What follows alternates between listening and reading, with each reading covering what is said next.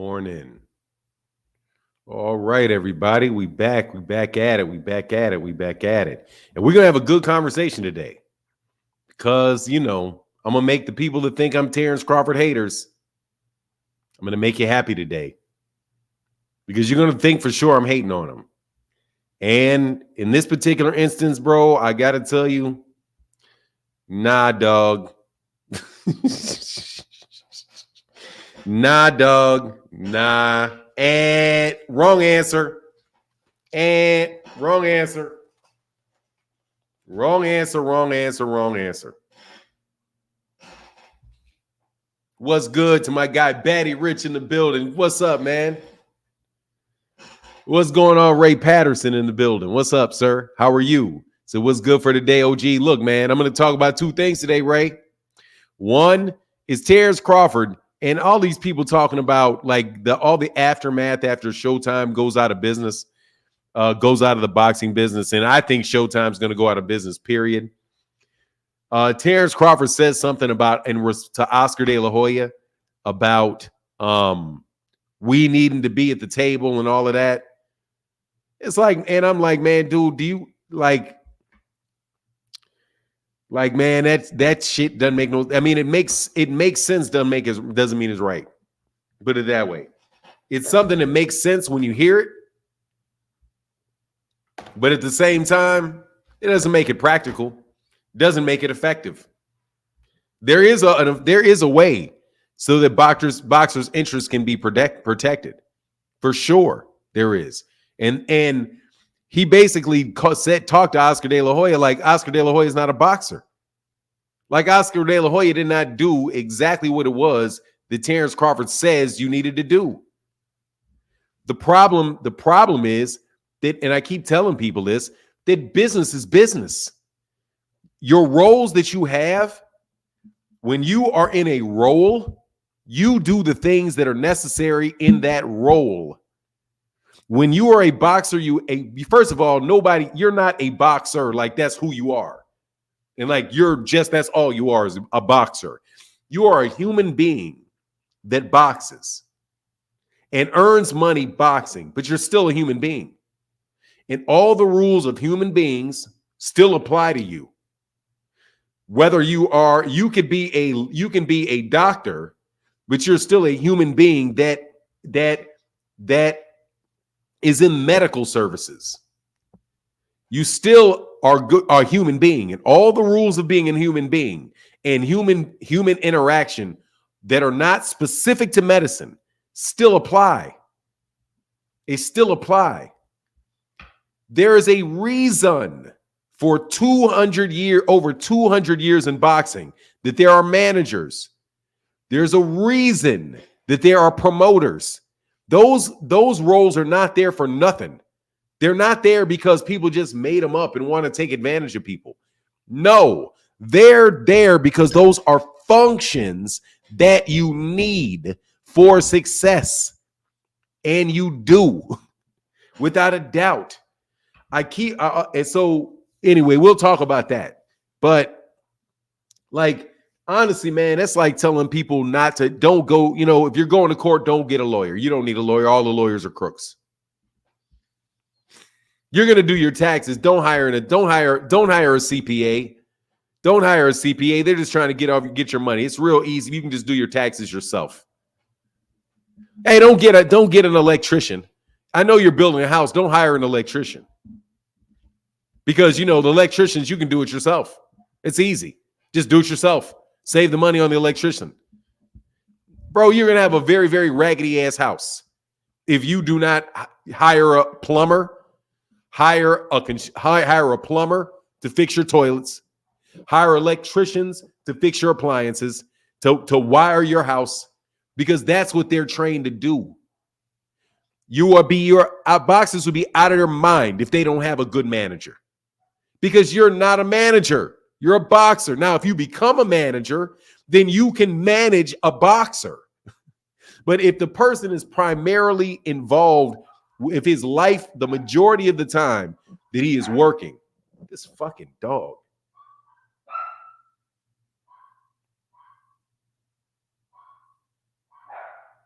Man, these dogs. Hold on one second.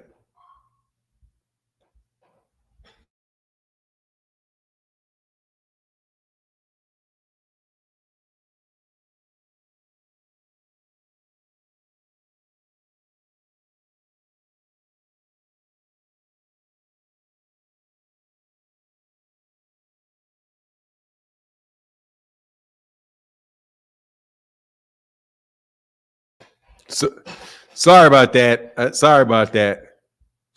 Hey, what's going on, Giovanni Walker, man? What's going on? Say good morning. Happy Super Chat Thursday. Thank you, brother. Appreciate that, man. And my guy, Avery 81st in the building says, salute OG. Bud, too emotional for business. Look, he's just not experienced. He doesn't know what he's talking about. He's learning on the job. Dog, you don't know what you... Look, man. The pup acting up, man. They're not my dogs, man. They're my niece's dogs. But yeah, these little raggedy, they always barking. High energy young dogs. But, I'm so allergic to them, too. But yeah, man, I don't say Bud's too emotional for business. I mean, you got people that are emotional. You just have things. Look, man, you can't tell Oscar De La Hoya that you don't let boxers at the table. Oscar De La Hoya is in the Hall of Fame for boxing. Oscar De La Hoya is in the Hall of Fame for boxing. Which pay-per-view you buying, Fanon? Floyd's last Showtime card ever? Or Devin Regis? Probably both. I don't know, man. I'm more interested in the Devin Haney fight. With a Regis program, to be honest. But I'll probably buy both. If I had to watch one or the other, though, I would probably watch Floyd. I can't even lie, dog, because I would watch the Thurman. I would watch the Thurman and Danny Garcia fight. But I don't know, man. I think I would. I don't know why, man. But I mean, probably I'm gonna buy both. That's this. I can't even really answer it, bro. Said Bud is too emotional to learn the basics of business. Look, man, don't give these dude. Do not listen to him when you got boxers. Do not go with the way that shit could be interpreted. That you need to be at the table. You need to be talking to everybody there. No, you do not. No, you do not need to be involved in all those conversations. You do not. You need a lawyer to review your contract. You need to be able to talk to the people that work with you. Man, dude, those guys don't do that. People in the major business are not at the table for every doggone thing and decision that is made. No, you just have to make sure that they pass it by you. That be just like I taught. Look, man, that was the problem with Frank Martin. You need more than a great legal team, because the legal teams don't really have the context. You need a business manager too. You do. You need a business manager. You need somebody with expertise in the subject matter itself. You do. You do, not just a lawyer, because a lawyer can tell you, man, okay, I can get you what you want. I'll make sure that it's legally enforceable, that it's binding. All of the elements necessary for an enforceable agreement is here. If you tell me you want this, I'll phrase it. I'll put it in the right way. But they don't know what to ask for. They're not going to know what to ask for. The business manager is going to know what to ask for. And you can talk to your business manager and go back and forth with your business manager about what's going to be the most profitable for you. Oh, yeah, man. A 9 Mile player said, Fanon, I'm too broke to honor my brother, but please give a gong for a fallen homie. Yes, sir. Shout out to the fallen homie of 9 Mile players. We can give him a 10 count, brother.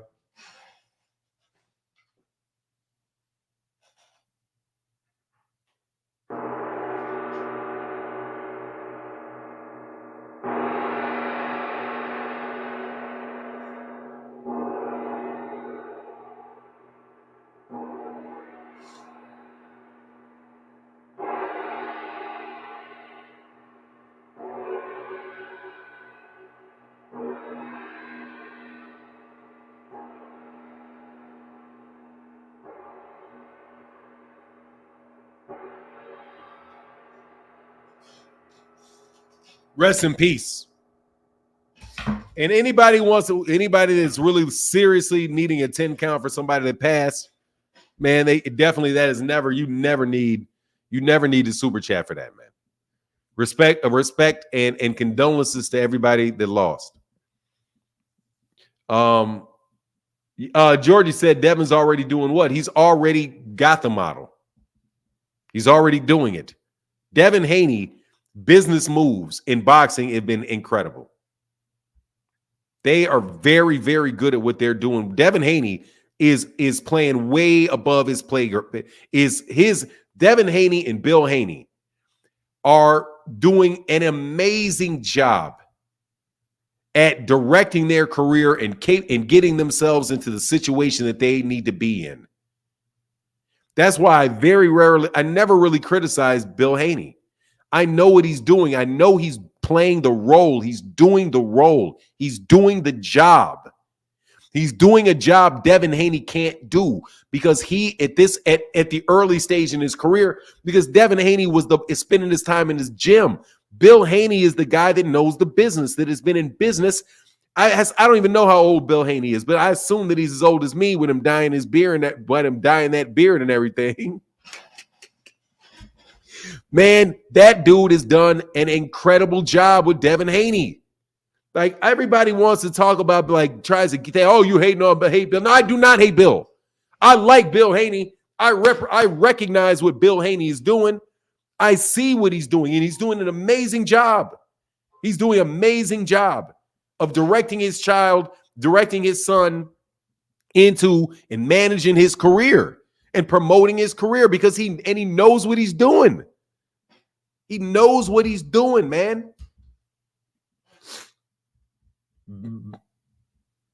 Hey, said Bill's beard with the mustache dye is crazy. Yeah, dog.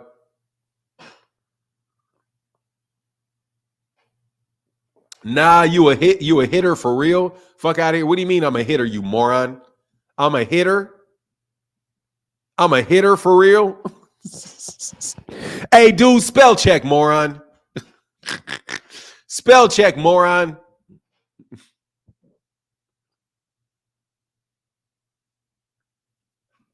You a hitter for real. You a hitter for real. Nah, dog, I'm not a hater.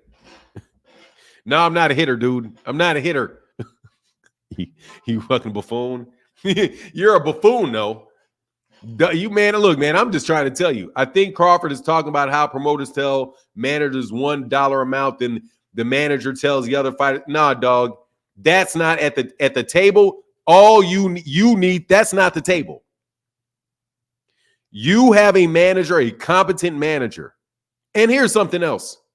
You also have different bits of leverage, man. When you are coming up as a fighter, dude, I'm sorry, man. There's just some reality in this business world, in the world of business. You're going to take a shit deal if you're in a shit position because you ain't got another choice. If you can't get, let's take, for example, the business model that I have heard is associated with Rick Glazier. If you're a boxer that is not at the upper level of the sport, by the way, most 99% of boxers are not at the high level of the sport. Okay, so when you're talking about what's best for boxers, you have to look and talk about what's best for all boxers, not just the multi-million-dollar one, but the guys fighting for $250 or $5,000 or $6,000 in the situation that they're in.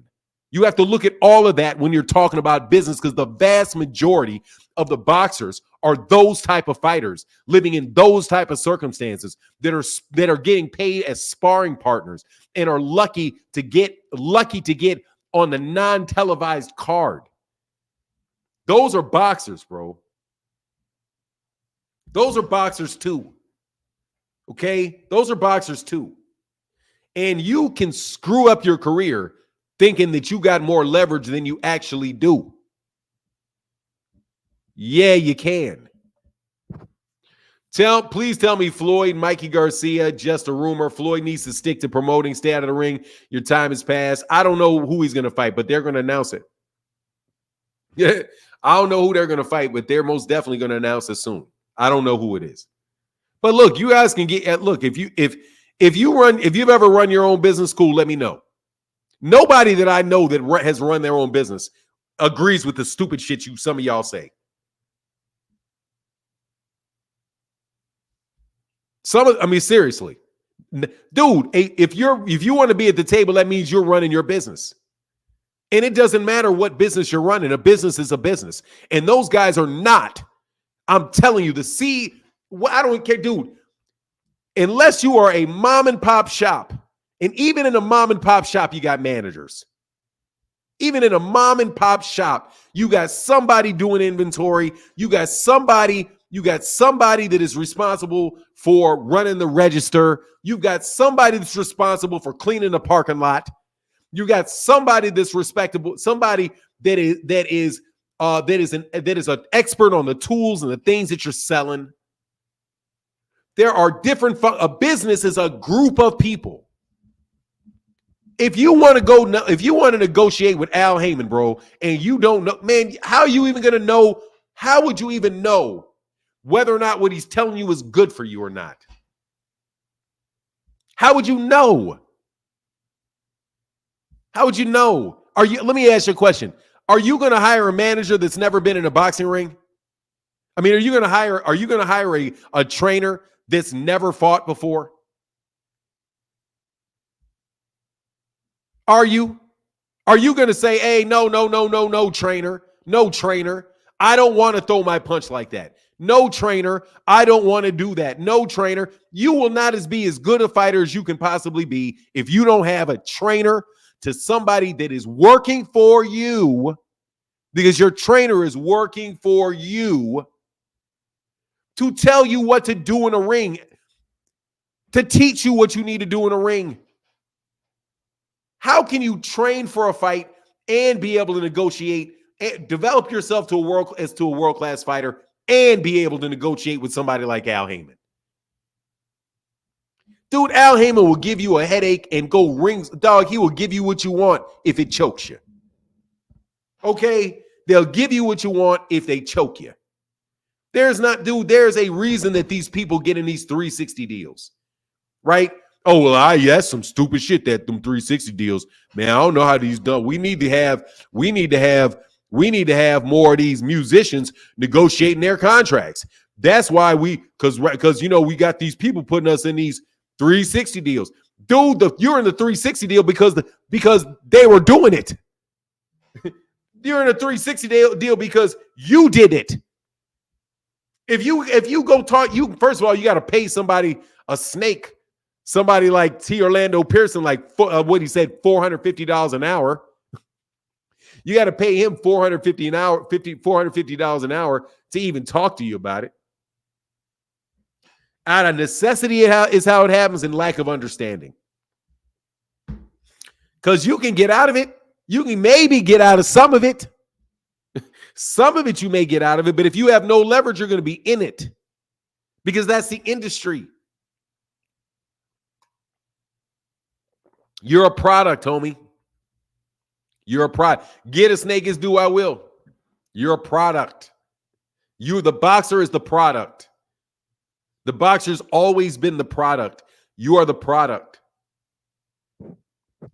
Look, if you got to pay him and he is, by the way, I got a friend. She was a mentor of mine.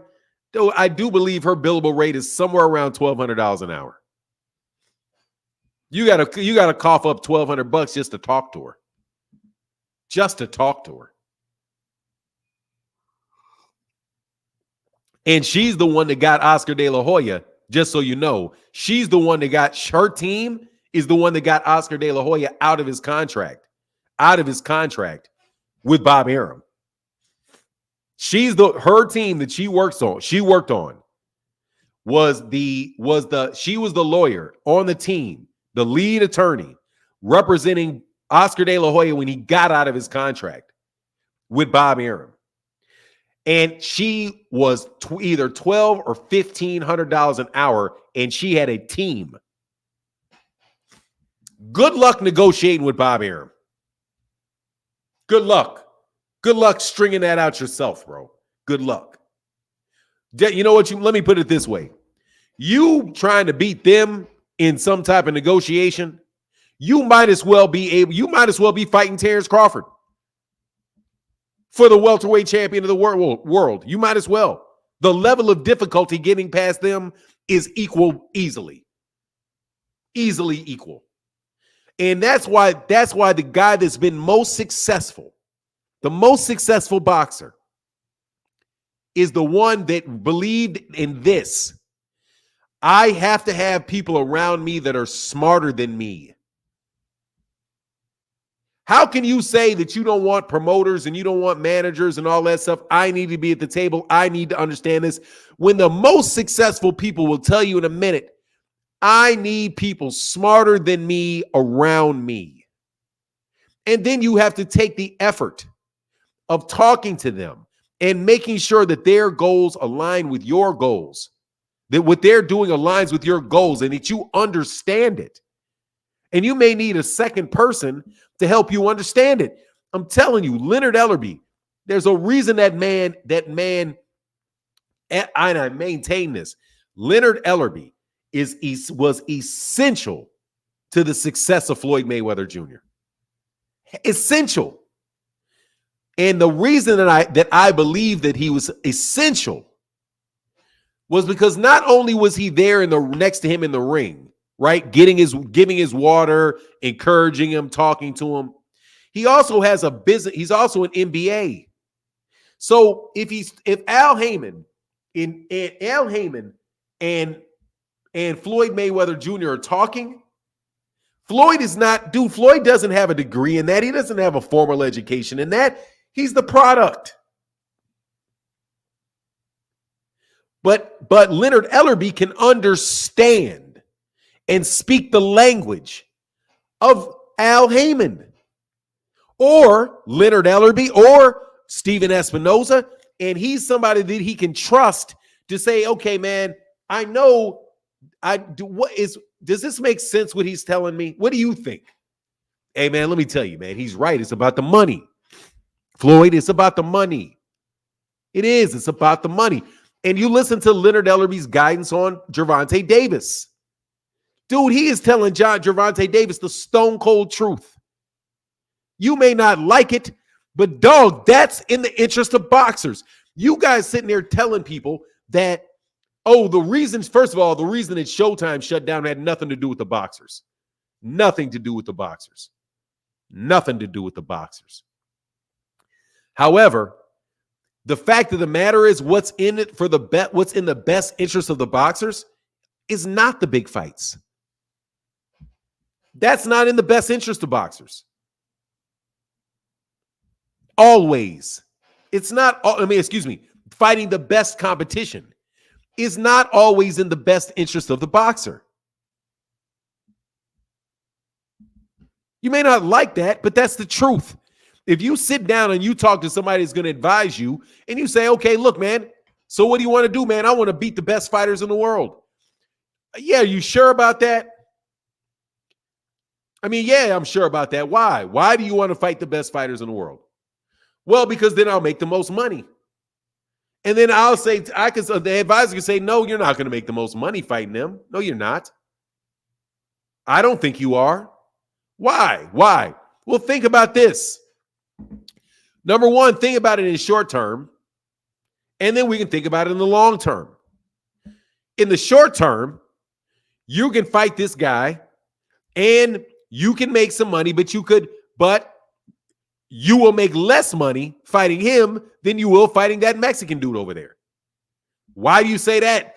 Shakur Stevenson is a way better fighter than Isaac Cruz is. Yeah, but Isaac Cruz has a bigger fan base because you know where the money comes from, right? The money comes from the fans.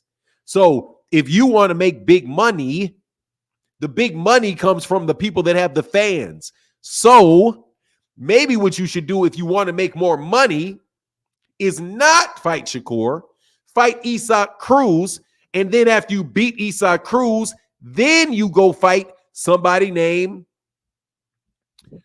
Michelle Rivera. And then after that, you fight Ryan Garcia. And even though you may not have fought, the best guy, you made way more money.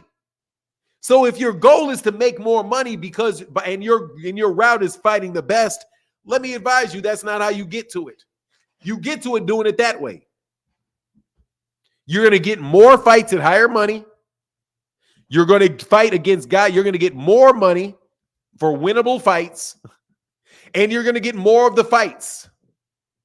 So are you really sure, boxer, that that's how you're going to make the most money? It's not. That's how you can wind up brain dead, though, and broke. You can wind up brain dead and broke like that, though. Is that the route you sure you want to take?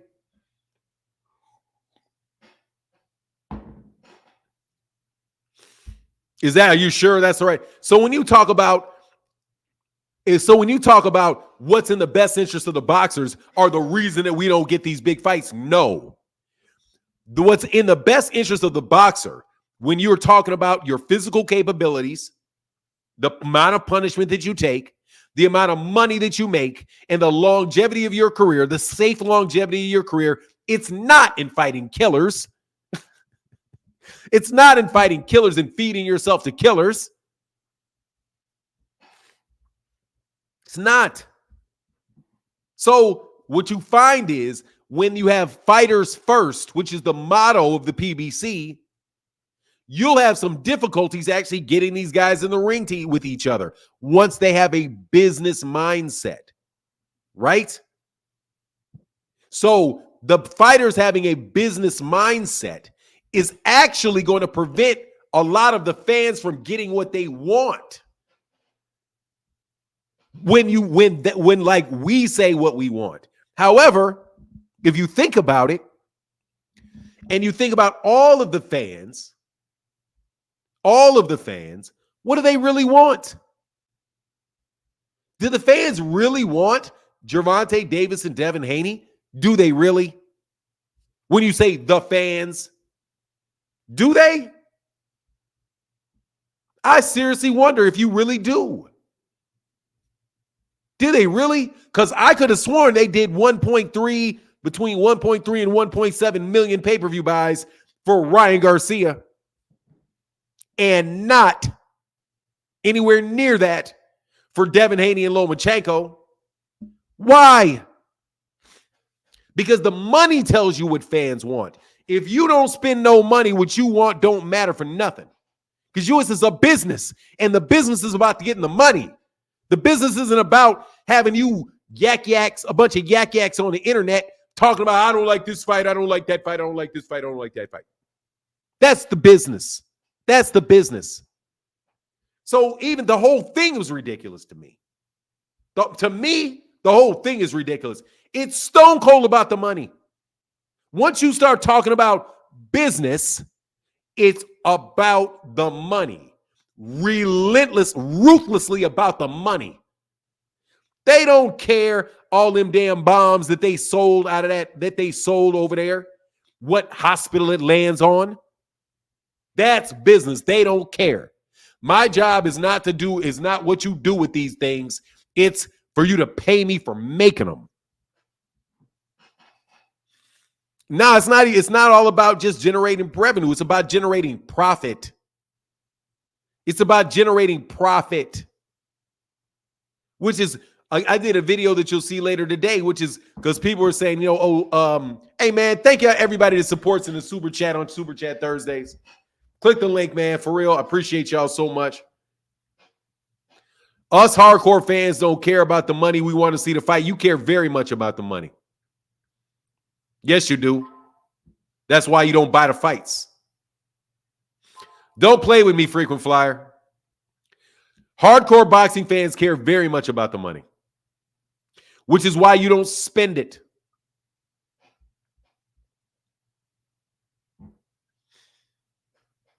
I didn't say it was good for fans.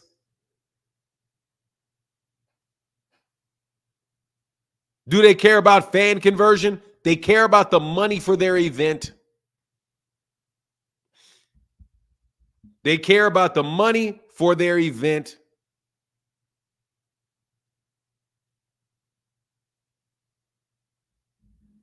They care about the money for their event. is what they care about. They care about today. I care about today. At that level, they care about today. At other levels of it, they may care. They may care, and they may be trying to do different things with different networks and all that, and it's a nice to have. But watch this. Do you think, and I'll give you an example. George Smith, hit the link and teach me. We're not talking about boxing. We're talking about business.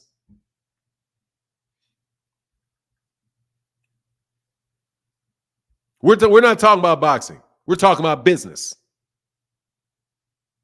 Boxing's the product. Jump on here and tell me what I know. Because I'm going to watch. Because I got an example that's going to prove it for you.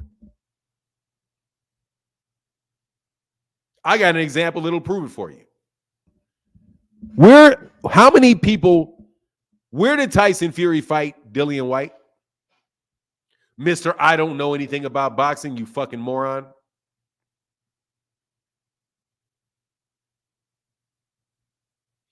Huh? Where did Dillian White fight Tyson Fury? Does anybody know?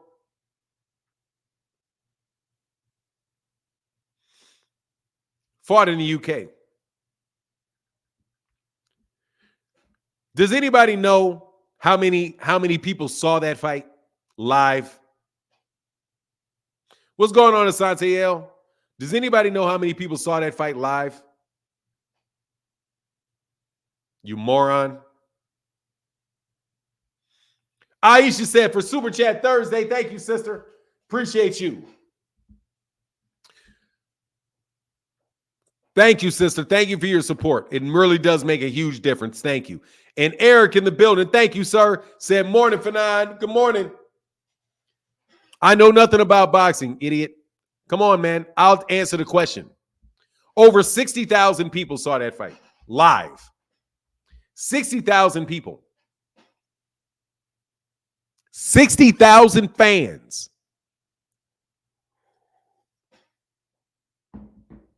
That's a lot of fans, ain't it? Dummy. That's a lot of fans, huh? Where's his next fight going to be? Where's his next fight going to be? His next 2 fights going to be? Anybody want to answer that question? Where's his next 2 fights going to be? Where are his next 2 fights going to be? Huh?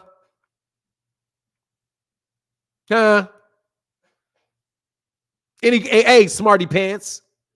Hey, smarty. No, they're going to be in Saudi. It's going to be in Saudi Arabia. Saudi Arabia. Any idea how many fans you think are going to be in Saudi Arabia watching that fight? What do you think? 10,000? 5,000? What do you think there's going to be, about 5,000 people there? 5,000 people? Not a lot. Not compared to 60,000. Not compared to the 80,000 that Anthony Joshua got in Wembley Stadium. The 80,000. It'll be a packed house of what? 10,000? Packed 10,000? Packed 10,000? A third of that? Let me tell you something. 5 people could show up and they would still be there. Because the Saudis are paying the money. Exactly, George Smith. It doesn't. That's my point, That's my point, bozo. That's my point, bozo.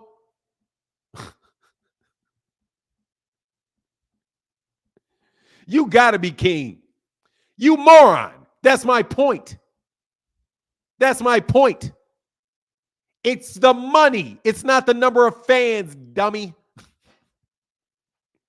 It don't matter who guaranteed the bag, dummy. Dummy. That's my point. It's not the fans, it's the money. They would fight in your living room for $30 million.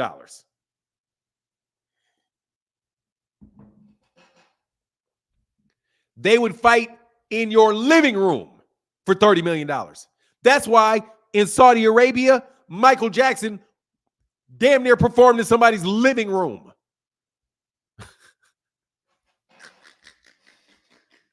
That's why Beyonce goes over there and performs in people's living rooms. Oh, how much for this trip? Oh, yeah, we'll pay you $15 million, $20 million. We'll pay the full price of the concert. Just, come to my mansion in Saudi Arabia, put on a private show for my son and his kids. $30 million, yeah. You'll be there. You'll be there.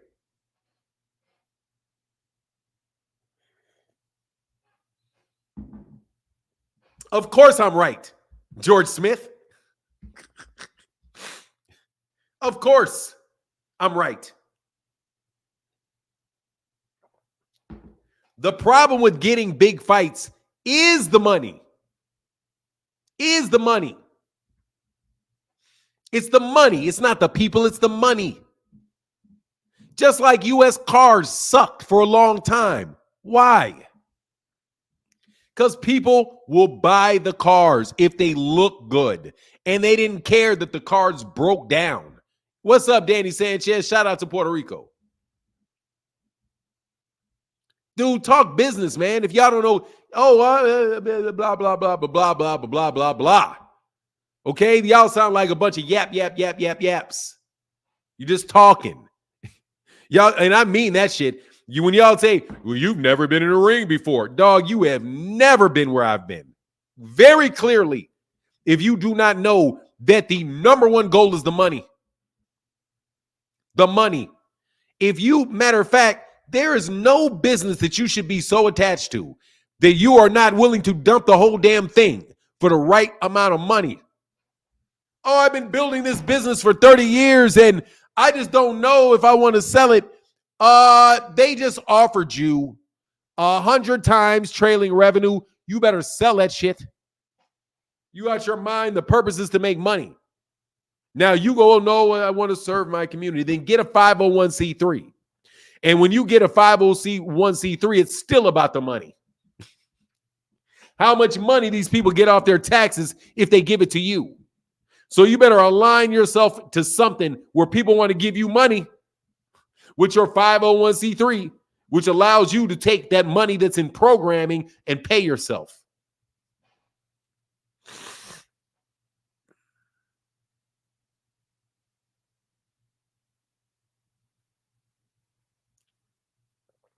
What Tank tell Ryan Garcia? That's why it's called prize fighting, dummy. And who teaches you this? You do. If you are a boxer, you are not an accountant. And then watch this. At a certain point in time, dude, you get underneath your depth, man. Like, for real. Like, at a certain point in time, you are not capable of coming up with the answers yourself. You need somebody that is a detailed numbers person to even really understand the money. That shit is not simple to even understand, man.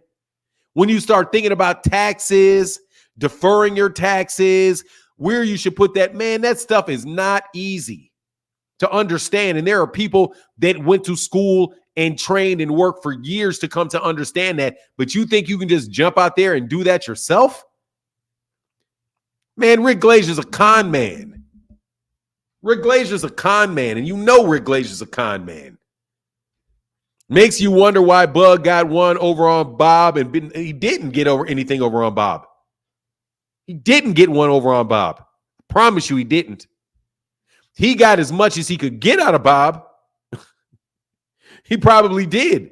But Bob was like, nah, dog, you're going for too much. You're going for too much. And I don't want it anymore. And he couldn't use Bud because he couldn't get Bud beat. If he could have fed Bud to somebody that would have made him more money, he would have re-signed him and fed him to him. But he couldn't feed him to anybody. Nobody to feed him to. So he had to just cut his losses And even then, he didn't really cut his losses. He just gave him a bigger percentage of the money he was making off of that particular contract, from what I would suspect. BOK Prime probably didn't get over on him either. That shit was just, anyway, man, you know. I don't know what was up with that. But anyway, man, y'all click the link, man. Man.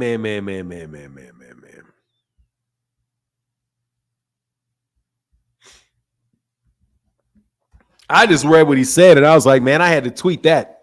No, man, don't listen to that. Don't listen to that. The managers get you because you're broke. That's easy to understand that one. Managers get you because you're broke, and that's what happened to Bud. Bud cannot sign to a major promoter, so he signed to a small one. The small one then sold. You about to lose another one, huh? Bro, what loss you taking? What loss you taking today? What's good, Fanon? I just got on here. I've kind of been on here for the past 5 minutes, and I was kind of listening to what you were just saying. So to understand, you're saying that obviously, yes, boxing is, the fighters, they trying to get the best money and the best opportunities they can get, right? That's what you're saying? Do you have a point, man? Because I don't want to re-explain maybe you should have listened longer. I just got on here. So but dog, why you just jumping on, bro? Why you just jumping on? You trying to pick my brain or something? You can listen in the comment section and pick my brain and listen to what's coming out of my mouth. What's your point? What do you want to talk about? I want to talk about, like, all right, so when Bud is trying to get the best opportunity he can get, you shit on that. Like, that's not even the topic, man. Like that's not the topic. That's why I just said, I just got on. I know that's not the topic, but I'm just saying, like, if you're talking about the boxers getting the most money that they can get, why do you shit on Bud when he's not trying to fight Duran? Because that's not the most money he can get. That's just the question that I'm asking you. Why do you shit on Bud for doing what he's trying to do best? Well, I don't want to answer that dumbass, loaded ass question. I didn't shit on Bud is my answer. I didn't shit on him. You say he should fight Bud. You said his best option he has out there is Duran Buchanan. Correct? That's what you said previously before. How's that shitting on him? How was that shitting on him? If first of all, I said other than the Errol Spence rematch is what I said. No. How was that shitting on him? Excuse me. You said because I said that's his best option that I'm shitting on him? How is saying that's your best option? Other than Errol Spence. How is that shitting on him? Because that's not his best. Because that's not his best option. And you know that just means okay. So you disagree. So excuse me. So you disagree. How is that shitting on him? You are, because you know that is not his best option to get the most money by fighting. No, I don't know that. That's why I said it. No, I don't know that. That's why I said it. So I don't know that. The most. What's the better option? Other than Errol Spence Jr.'s rematch, what's the better option for him? The better option, but other than Duran, you could fight Tim Tszyu.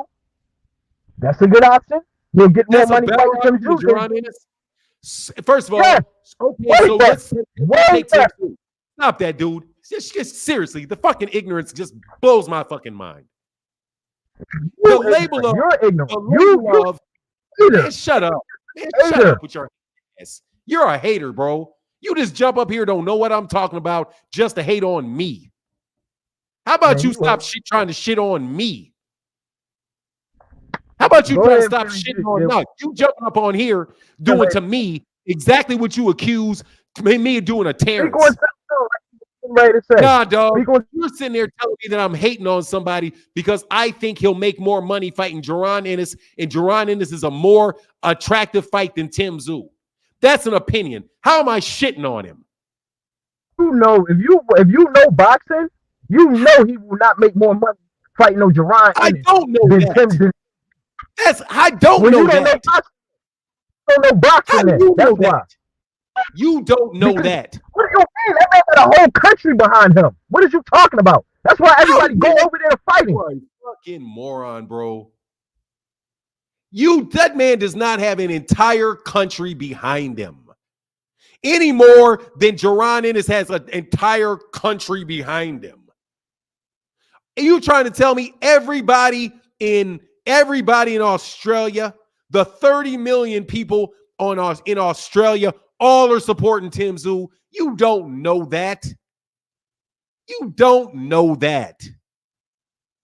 Tim Tszyu said he's never going back to Australia. Did you not hear that? The man just said after his last fight that he's never going back to Australia. His next fights are going to be in Las Vegas. That don't mean that he won't be supported. Excuse me, do you think that all of Australia is going to come to Vegas? He's not even fighting in Australia anymore. They don't got to come to Australia. They don't have to come from Australia to support him. Just like how Tyson Fury came here to America when he fought Wilder, and he still, I don't know how, and that shit still was filled up in Los Angeles. You're just talking and saying stupid shit. Man. You're completely uninformed. You throw stones and hide your hand. Man, shut up. I'm going to throw a stone right at your dumb ass. Your dumb ass. That's a stone right at you. I think you're a dumbass. That's a stone right at your ass. Keep on talking about. You can keep all your insults. Let's go on that suit, you hater. I'm getting sick of you haters. All you do is come on my chat because don't nobody want to fucking talk to you and try to come harass me with some dumb shit. You're going to sit there and tell me that I'm shitting on a man because I said Jaron Ennis is a bigger fighter, is a better option than Tim Tszyu. That's not even shitting on him. That's just an opinion. So I didn't say, shut your dumb ass up.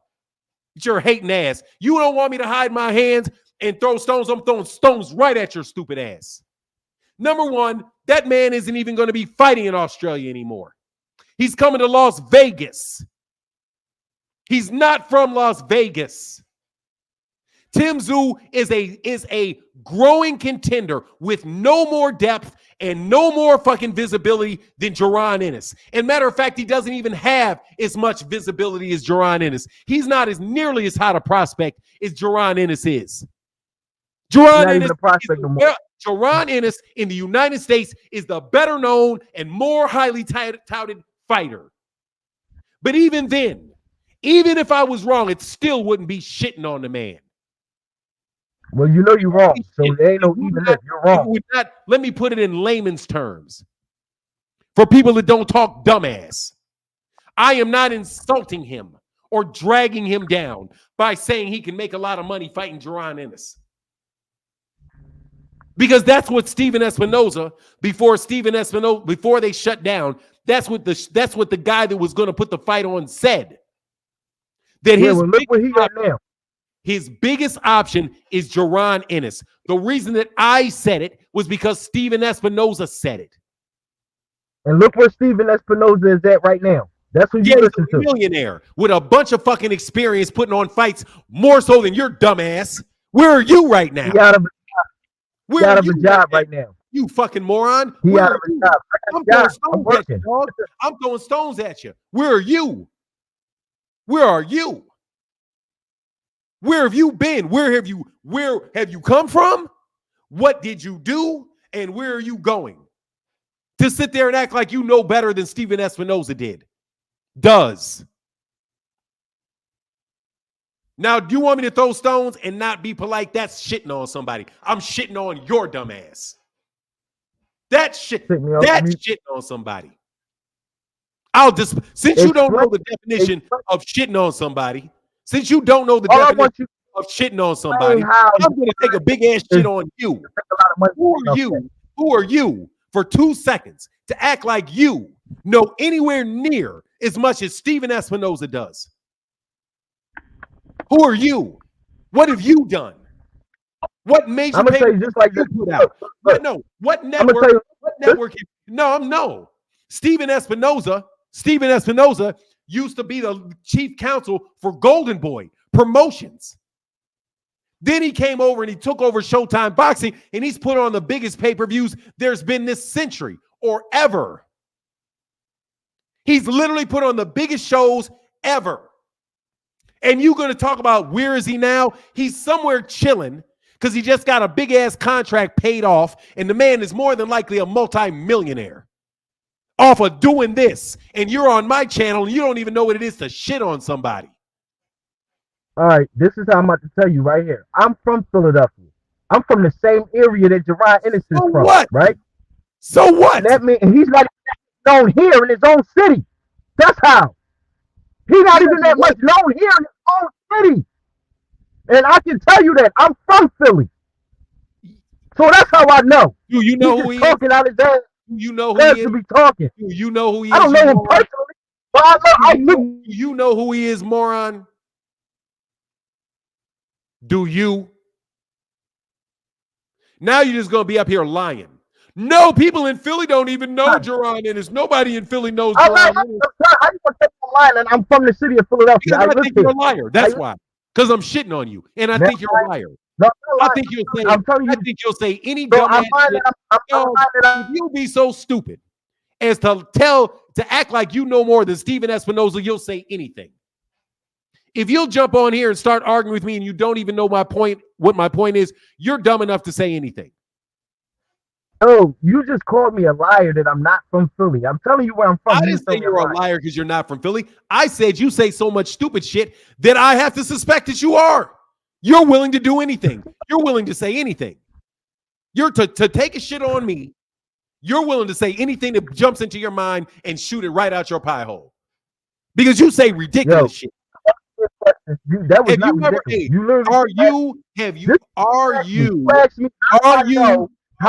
you know the numbers? Do you know the numbers? Showtime's numbers for the Tim Tszyu fight and Jerron Ennis fight. Do you know those numbers?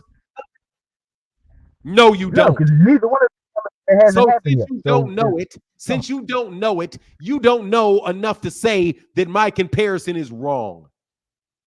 I know he's not a bigger draw. The man only had one. He only main evented one card. He main evented one card. Your moronic shit is not even entertaining anymore.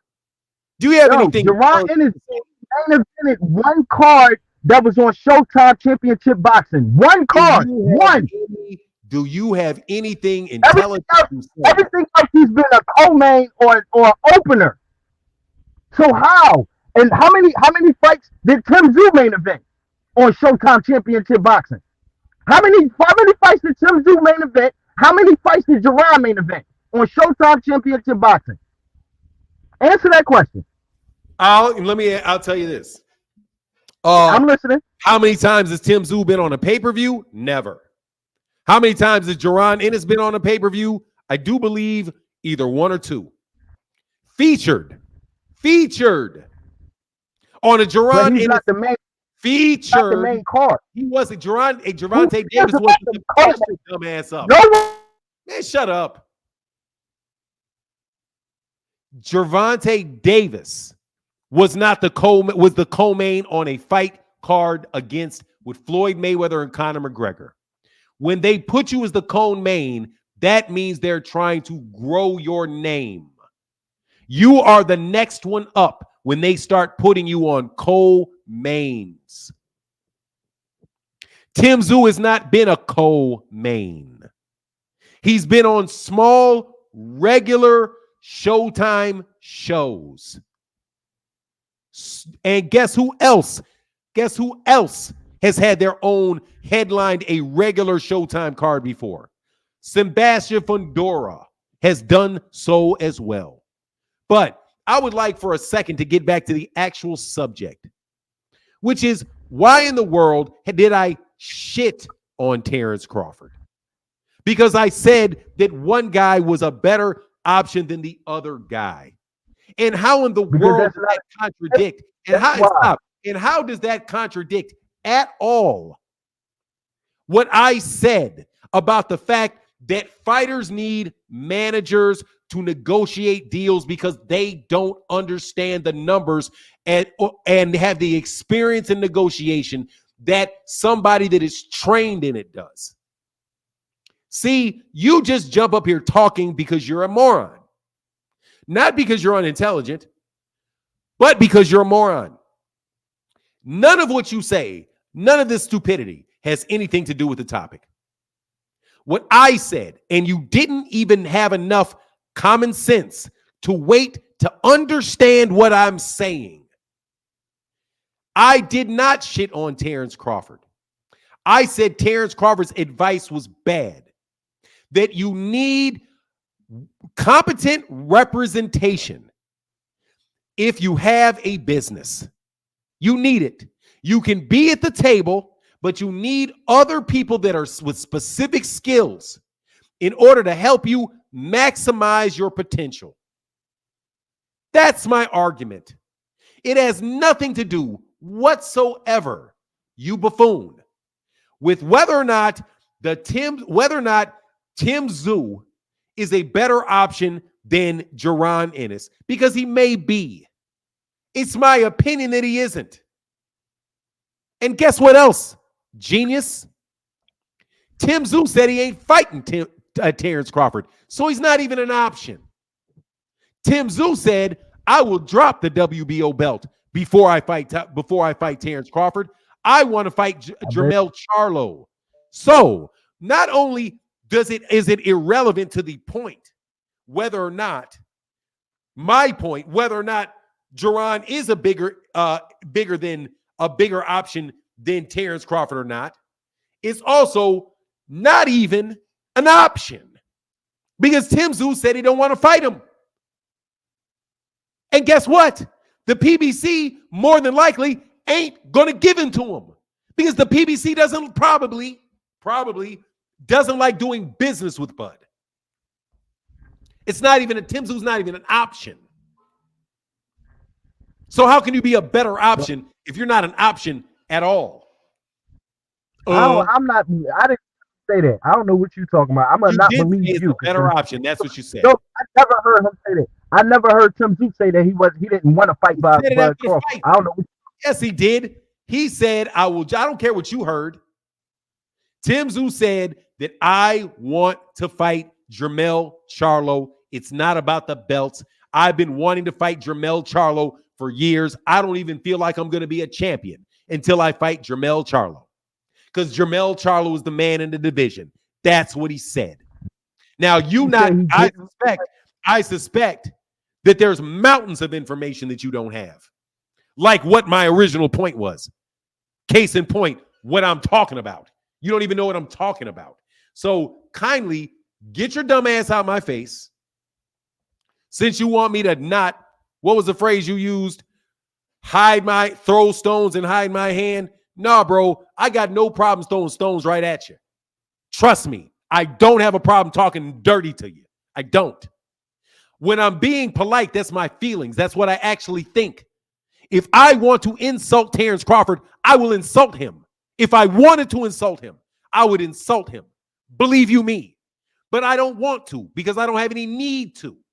Because there's nothing that he's done to deserve to be insulted about. Got it? So don't act here and act like I don't know. Your ass is just too damn stupid to understand what the fuck I'm saying.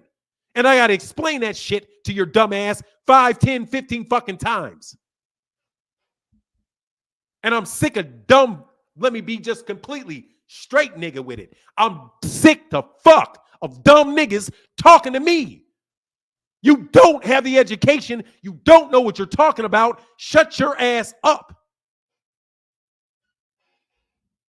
I don't hide my hand. I will tell you straight to your face what I think.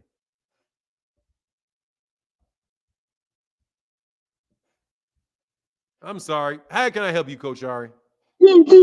How can I help you for not? So I just wanted to come on here and kind of calm the room down a little bit so we can get back to the boxing talk. Because what you were saying was a big point for me when I tuned in because I was in a meeting. It was that we surround ourselves with people who are smarter than we are. And that's true in business. That's true in life. That's true in every facet of everything that we do. When we needed a village to raise a child, we still need a tribe to raise us as an adults. And you still need that group of people that are rowing in the right direction to get you to the next step. So I completely agree with that comment. And that's all I called to say.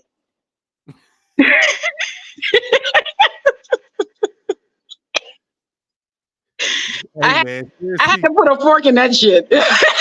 And now, since we had to cuss him out today, y'all go ahead and drop some money and some color in the chat, please. Hey, I'm not gonna lie, man. Dude, I get tired of that shit. I can tell. I was like, well, let me go ahead and hop on here. You know, this is gonna be the day I show up today. I don't know what this is. Look, I am being very, very serious. Like, just to the guy from Howard University, I'm telling you very, very seriously. This is information that we need. Mm-hmm. This is not some light conversation, man. This is not some unimportant thing. Yeah. If you say that you support boxers and you want the best for boxing, then tell the truth about how business works. Boxers are not, generally speaking, boxers are not particularly well educated. It's just the truth. Just like people that are highly educated, generally speaking, are not great fighters. Yeah. Because we spend our time there, fighters spend their time fighting. Mm-hmm. And you would never tell somebody, you would never have a doctor that wants to jump out there and say, look, man, I want to fight, right? Matter of fact, I got a friend. He's had his long professional in the auto profession, long time professional in the auto industry, right? Very well paid guy, very, very successful guy. And he started I'm not in my feelings, bro. I got feelings, you idiot. Man, you cliche morons, bro. I'm not even going to block you for that. I have feelings. I'm not in my feelings. My feelings are in me. Well, and also, like, I think people often forget that this channel is for you to give your opinion on the sport. So it is not take me for what I say, all of what I say. It is, here's my opinion and here are the facts to back up how I came to my opinion. Yes, and ma'am. So that's where people miss it. We tune in to hear your opinion and the smoke, of course. We tune in for the smoke. But we tune in to hear your opinion and hear you, educate some of these casuals that think they just, woke up this morning a boxing aficionado, and that's what we tune in for. So to minimize your opinion is to minimize the channel and what it stands for. This is why I get serious about this though, Coach Ari. To finish that little illustration, mm-hmm. My friend was sparring. He said he's a boxer. He's not a boxer, but he's my age, and he got into a ring and he's starting to work out, right? Yeah. And he started literally like training to start sparring. Mm-hmm. And the very little thing that I knew about that, very little that I know, like as far as like relative to what other true fighters know. Yeah. I was like, man, you throwing a jab and your jab hand drops immediately down. You don't need to spar. First of all, you're 50 plus years old. Mm-hmm. If you fuck around and get in there with the wrong person with the wrong attitude, your ass could be comatose. Yeah. You shouldn't do that shit. If you're going to do that for working, if you're going to do that to work out and do all of that's cool, but no, you and anybody telling you should do it, you may want to think twice about that, right? Correct. Now, if he's going to do it, then who's going to train him, right? It's got to be somebody that's a boxer, somebody that is good, that has the experience and knows how to develop him. But at no point in time, I don't care how young, how in shape he is he ever going to be able to get in the ring with a real boxer? He could train for the next 5 years and jump up in there with Adrian Broner, who ain't fought in 5 years, and Adrian Broner will kill him. Yeah. So when I'm talking to you guys, and seriously, I know there's a lot of boxers that listen. Mm-hmm. I know there are. I'm telling you, as somebody that has had a lot of experience in corporate America, in entrepreneurial ventures, in the law, I understand contracts, I understand business. You have next to no chance of negotiating with me. I've got so many tricks up my sleeve. Yep. So many tricks up my sleeve. I'll think you're winning when you're really losing. And the most perfect example of that was when was that issue around whether or not Terence Crawford needed a guarantee for a fight or not. And he later turned said, man, he didn't realize that those guarantees really can be phrases in advance. And the reason that I don't even need to be in a boxing contract to know that is because of other mechanisms I've placed in contracts where somebody wanted something and I was like, you really want that? And I looked at him like bugged my eyes out of him because like I'm representing this guy. Yeah. But if you ask me to do this, I've got to. And that's the point I was trying to make about having the tribe as an adult. You know, with me being in HR, Daryl, with me being in HR, right? I often have friends that work for other companies that struggle in their jobs, and they'll say, hey, what do you think I should do about this? Hey, what do you think? Because they don't know if they can trust their HR person. They don't know if HR is for the company or for them, or, you know, whether or not they can go to those people. So they will call me. I will call those same people when I need somebody who is a quant, you know, when I need somebody who is in benefits, when I need somebody to explain something to me. And that helps build the dynamic. It does. Because I can tell you right now, some HR people, they looking for a reason to get you out. So if you're trying to leave, I had a friend of mine call me this week. I said, let me tell you what you need to do. You need to file for FMLA. And in that email, say, hey, here's where I'm leaving you guys with the work that I'm leaving. Here's all the things I've done to set you up for success. Here's my FMLA paperwork. Blind copy yourself and then go about your business and find you something else in that time while you're still employed, right? But you wouldn't get that advice if you didn't find people who were smarter in other areas and have them in the room with you. You'd just be fired. Ain't no joke. In HR, man, some of the last people you want to play with. And that's why they don't want to smoke when I'm up here. No. Man, I'm telling you, man, HR, if you don't get along with HR in a company, they can make your life absolutely miserable. And that's one of the biggest mistakes people make when they're dealing like for outside in a large corporation, where they just they say like, who are the department heads? And they're like, oh, that's my contact. You better be nice to that secretary. You better be really nice to her. You better be really nice to the people that bring you in, because man, they is so make or break you. It's the politics of people. And so many times we get it convoluted where boxing isn't like a regular business. Like, it's not just a sport. It is a business. These people are not risking their lives for your entertainment. They are risking their lives for the check, the cash money, cash paper. Absolutely. And there's another thing too. Everybody around them are not risking their livelihood on you in that ring. Yep. The people, the managers, and this is a great segue in the conversation. It's way more intelligent. I'm sorry, man. I told you I got problems. I'll snap off on you. Thanks, Daryl, for the $20, by the way. Thank you, Daryl McKinney. Yeah, I kind of lost my train of thought, man. But you just have to be very. You have to know that first of all, business is business. Like, you can be in HR probably for any industry. Yes, I can. So. Just because, and that's a perfect example of it.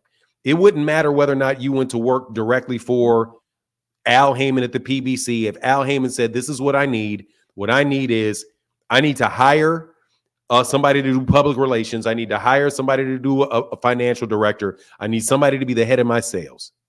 You would still have to say, okay, well, what is the form of the hire that we're going to have? Yep. Right.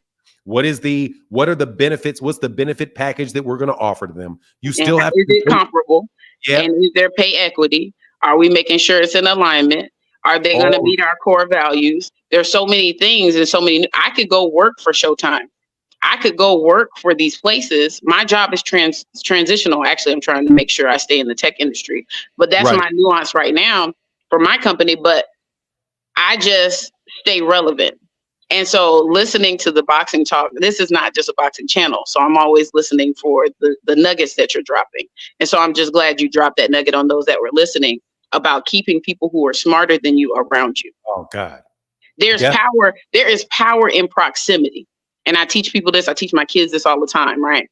My daughter started her first job, went to go. The guy told her she didn't have the right documents to start. Now, you know, as an HR person, I had a problem with it because I sent her up there successfully with everything she needed. And he said, I would be fined if I hired her with these documents. And so I highlighted in the law where these are the legal documents that are accepted to start a job. And then I called him and I educated him very nicely on what he should and should not accept. And then she went and started work.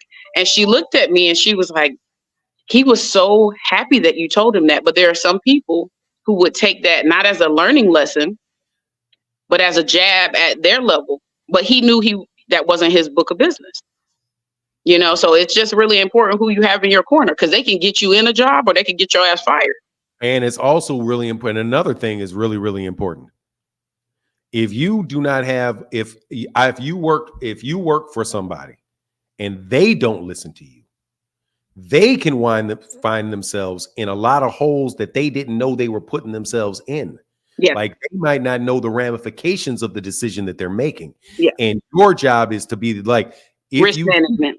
Yeah, exactly. If you do this, what are the ramifications of us doing this? Okay, you say this person should be a 1099 because it's less expensive for us, less overhead. Mm-hmm. But you're actually telling them what time to work.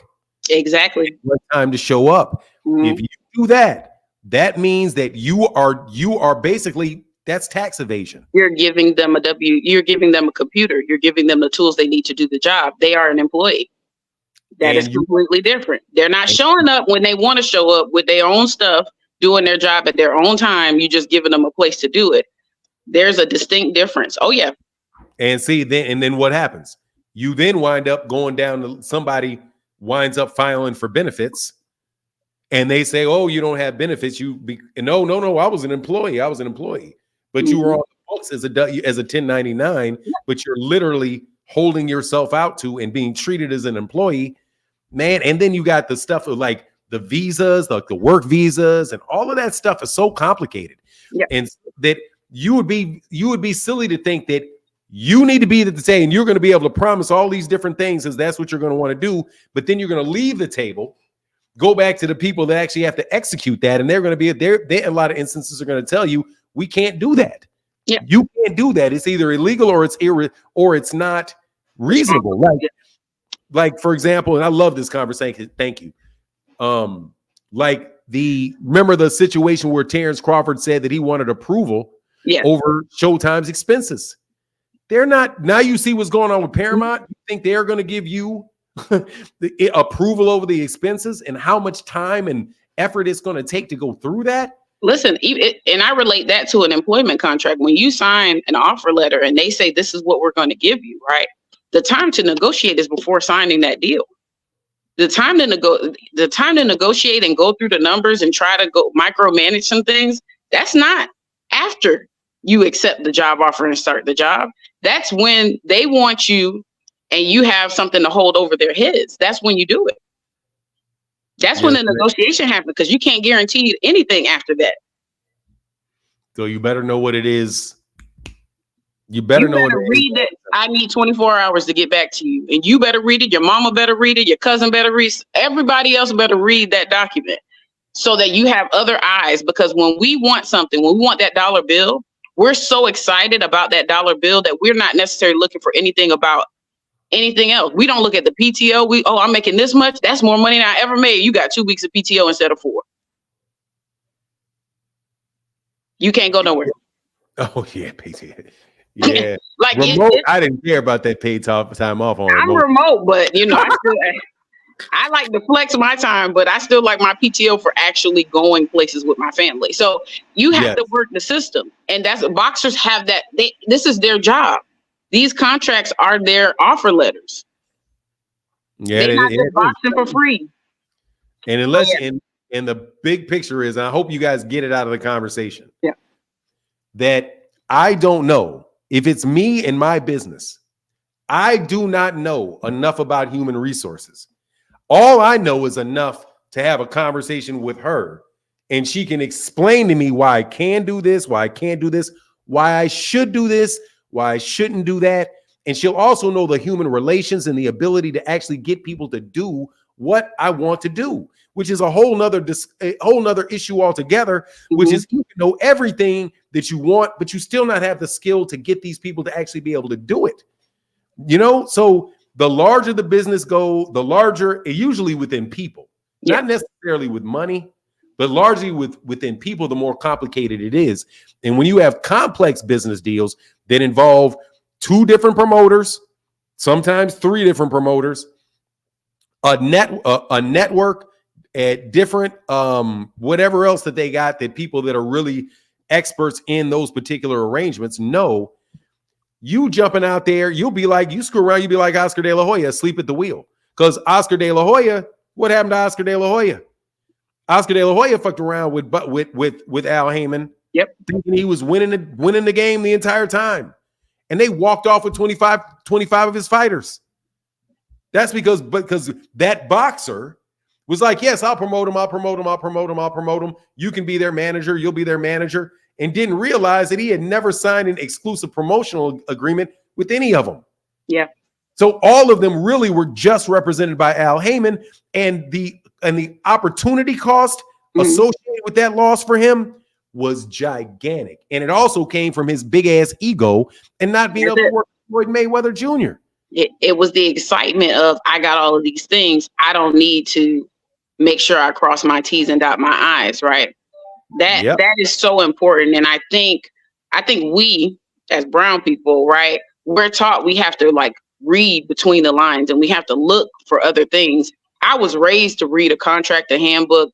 Back in my day, before I was married, I was a little rude, right? And I like to tell people all the time, I said, y'all don't want that REL. That REL didn't care about nobody's feelings. I would go into my boss's office, put in a PTO. She would ask me where I was going, and I would say HIPAA, none of your business. And that's how I took my time off. And if they said, hey, we need to know this, this, and this, I would say subsection paragraph this of the handbook states that I do not have to dictate what my job is to you. I had to learn humility through motherhood. I really did. But I was always on the defensive because I was always being a target, right? And so now I'm an HR person, but now I use those tips and tricks to navigate employees who are doing the right thing, doing the wrong thing. You know, I use it on the other end of the spectrum. But when I was by myself, just trying to shoot shots and jabs, I wasn't winning any of the wars, even though I was winning the battle. Because the politics. I wasn't winning any of the, I'm over here like, yeah, I got him. Yeah, I got him on this. Yeah, I got him on this. And I kept my job, but my job was in disarray. I was fighting for my life every week. Oh my God. That wasn't real life. Man, let me tell you, there is some reason there. Like that's the only thing that I like really like you look at that Terence Crawford situation. Yep. Dude, that's one of the reasons why I get heated about this. Because look, man, I've been through the experience, man. I've been through the experience where I was doing, like, I worked for a company and I was the #1 revenue producer by a long strip. And I thought that my performance, just the fact off my performance alone was going to get me where I wanted to go. But when you become somebody that is either difficult to deal with, and you have internal competition for money, dog, that all of that demographic can turn what you think was guaranteed to be ice cream into a mud pie. And you will be shocked how our upper level management, mid-level management, human resources, finance, how they can cause you so many problems, dude, just by continuing to bring up questions. Question. Well, what about this? Question. What about that? You got to be very careful. I've learned to strategically, when I want an initiative moved, right? And I think it's a good idea, and I might get buy-in by everybody, but I've learned to have the discussions with different stakeholders in the company separately to determine how they feel about it, if they're engaged with it, if they think it's a good idea, if they think I should present it to everyone. And by having those individual conversations first, I kind of know how I need to attack it so that it can get passed. Yeah, definitely. Right. And that's the politics of people. And that's not just limited to what I do for a living. That's also Everything. in boxing. In boxing, if you want to make a fight, like you said, your example was clear. If you here for making money, if you feel like you're going to beat the best and fight the best, and that's how you're going to make your money, you're not, because you're going to have one good fight and then you might not have no more, right? Yeah, or you can have Rigondeaux, like five decent fights, right? And build substantial income and make that income while you're doing it, and then have a payday a little bit later on down the road. Yeah. But the risk and the reward is what they have to navigate, and we can't navigate them for them, sitting in the seat watching from the outside. And that's where we have that delusion of grandeur where we think we know everything.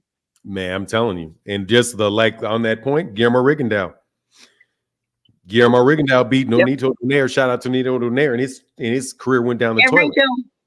And I'm telling you, with Terence Crawford, I mean, like, if Terence Crawford behaves like that, the way that, because that was just bad business. With the Errol Spence Jr. thing last year, you all think that's not bad business. That is bad. It's horrible.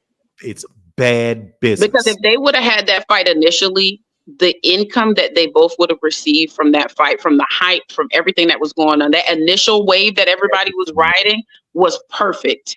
It was perfect. And what he did was he dulled it down with his inability to navigate people. He didn't have good PR. He didn't have a good team.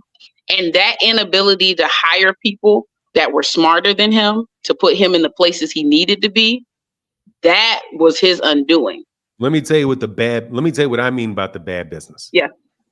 There's something that, and I'm telling you, man, just to give you like a little bit of perspective.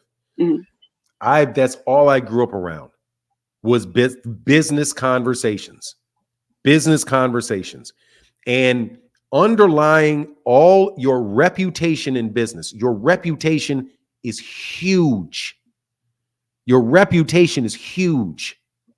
And if you have a reputation for pulling out of deals and stringing people along while you actually have a different option that you may take, and people can see the way you handle it, people are going to not want to do business with you. And sometimes you can have the best product and people will not want to do business with you because they will say, look, I want to buy this product for this guy. But man, getting the repairs are so difficult. I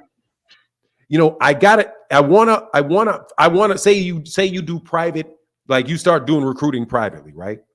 Like I want to hire her. I hired her, I pay her a retainer to find these employees for me. Mm-hmm. But then whenever I find a really big employee and she finds somebody, she wants to negotiate extra money. And she brings in and says, well, I also got somebody else that's going that she could be going to. So if you pay me a little bit more money, then I'll direct them to you. Otherwise, I got to direct them to that. Like, why do I want to deal with you if I always got something else coming up? Yeah. Or you do business with somebody and they do great work when they're there, but then just on Friday, they don't show up. Mm-hmm. Like out of the blue, like an employee that just, you were like, everything's going well. Yeah. So you're getting 80%, but you're paying 100. Yeah. Or they got exceptional ability when they show up, but you just always have in the back of your mind. Is today the day they're not going to show up? Are they going to show up today? Yeah. I work with somebody and I worry about the same thing. I'm like, really great work. But every time I get up and I start dealing with it, I got to wonder, are they going to send me a note today and say, I'm sorry, I can't make it? That's attributed to him understanding that he is the brand, right? He is his selling point. And if no one wants to make a deal with him, he is the business. Man, you got Bob Arum. You have Bob Arum saying that's not my headache. Yep. You have the PBC that is, the word is, do not want to make a rematch with him and Errol Spence. And a lot of people are just putting that on, man, they don't think he can win the fight. They don't think that they don't think they can make money. But not all decisions aren't always just on one thing. Yes. They could also be remembering what a headache he is. and how he said, oh, I don't want to fight Danny Garcia. I'm not going to fight Keith Thurman. I'm not going to, I don't want to fight Jaron Ennis. And then you know that he also had Bob Arum saying he lost more money on him. The fight underperforms the last time versus the 1.2 that they got from Ryan Garcia and Gervonta Davis. So they're like, man, okay, now why do I want to continue this relationship with this guy who is very volatile in negotiations? He's volatile, he's unpredictable, and that's the worst shit. Business is supposed to be about being consistent and repeatable. There we go. We're supposed to be able to do. If you're not predictable, if your work product or what you're going to do is unpredictable or unreliable, man, people don't want to deal with that stuff. And this is the thing in business that people don't understand that is relative to boxing, right? We do a SWOT analysis, right? So strength, weaknesses, opportunities, and threats, right? And so the SWOT. So if you are, okay, hey, seriously, that SWOT shit took me back. Oh, thank you. Man, I love that. Go ahead. Well, we do it. So in HR, we do it on ourselves, right? And so we also do it on ourselves. That's what we're taught. So we are, as I'm growing, this is how I'm making these promotions because I have to take inventory of myself. Yeah. How old are you, general age range, if you don't mind me asking? Oh, I'll be 35 in December. I don't mind saying it. You're so young. Yeah. Oh, yeah, that's what's up. You're so young. Okay, listen, so my financial goal, which I won't share, my financial goal to make by 35, which I never thought was attainable, right? I made with my bonuses at 34. And so when I got this promotion, I made it without my bonuses. And so it was like a whole breakdown of this black girl, the little black girl I remember being this person I never thought I could be because of the glass ceiling that was there, right? And in corporate America, for us, listen, I used to be a dreadhead. I fought a lot of battles just to be myself. And so being here was like, oh my gosh, I made it. How do I stay here? How do I maintain this? Because now I'm a top performer, top earner. You're the first to go in an unstable economy. Yeah. So yes, I'm happy for the promotion, but I also have some work to do, right? Yeah. And I also have kids that are relying on both of us, maintaining our jobs and stuff like that. So we have a lot of work to do.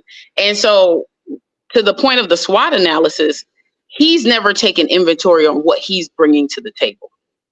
And what's happening is the businesses that are interacting with him, they are taking inventory. They're saying, here are his strengths, here are his weaknesses, here's our opportunities if we deal with him, but here are the threats.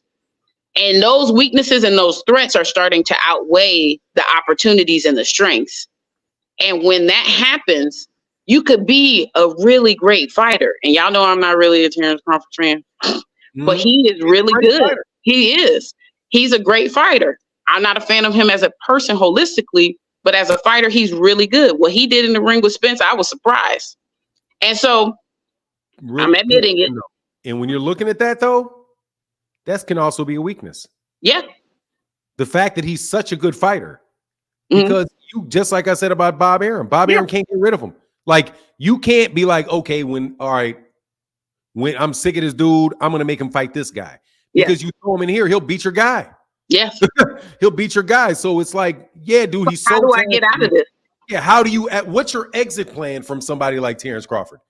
Matter of fact, and that's why I truly believe one of the major reasons why the PBC and those guys will probably look like, man, we don't want that dude. First of all, he doesn't sell. You very well may lose. And if you win, then he's got all the belts. And now we can't get fights for this guy, this guy, this guy, this guy, or this guy without fucking with him. And he's gonna be a headache the entire way through. Which is why I'm gonna tell you, the perfect employee is as a boxer. Tim Bradley. Tim Bradley is like that's somebody like he's good enough and he's malleable. You know that, and I don't usually share this outside of my house, but as an announcer, like as one of those ringside, anytime Tim Bradley is in the room, I have to mute the fight. I can't stand listening to him commentate on a boxing match. It's like I'd hire him in a minute, though. Listen, it's like the church you don't want to go to. Like you're just there for somebody else's occasion and you got to sit through it. And I'm like, oh my gosh, I'm an Andre Ward. Fan till I die, right? My husband said that's my other husband. That's what he said. There go your other husband. But Yeah, Andre, that's somebody else that I would be like, I don't know. Like, and then I'm not gonna keep you forever. Yeah, that's fine. From like the CEO point of view, yeah, Andre Ward is only gonna go so far for the squad. Oh yeah. He's about him all day. Tim Bradley is what? What do we need to do? What do we need? Where the shoes at? Where the tap shoes at? Where the tap shoes at? Give me what you want me to do. You need me to work on Sunday? I'll just send a tithe and offering with my wife. I'll be there. Like, and when you wind up, and when that's your business, you are going to go gravitate to, and I don't care who you are, you're going to gravitate towards those people. The people that when you tell them to do something, they are going to do what you ask them to do. And then some. And then some. That's what you're going to do. Because if you want to say, and I'm going to tell you like the story, there's boxers that I know have lost contracts for reasons like have lost big opportunities because the fighter would not replace a trainer. Yeah. Because they're like, we want you trained by this guy. We don't want you trained by that guy. Yeah. And then the guy, they say, no, I can't get out the contract, man. I'm telling you. And then they started doing some little things like they said a couple things on TV. Man, that fighter is a tremendous fighter. What they did was they put him in there with somebody that people told them before the fight started, don't fight that guy. Don't fight that guy. They're trying to get you beat. Don't fight that guy. Because that guy right there the record doesn't reflect it. Because you got those floaters in boxing. Yeah. You have those people that are strategically placed for the reason, the gatekeepers that can be used to either keep you out of a certain level of boxing or allow you in because they know that. Yeah. So that is why they're there. This is a big business. This is a big business. And like we talk about the clenbuterol and everything like that. This is business. Man, steroids is never going anywhere because of that. This is business. And so it's bigger than just I like this boxer and I like this boxer. And I don't know why they just can't fight each other.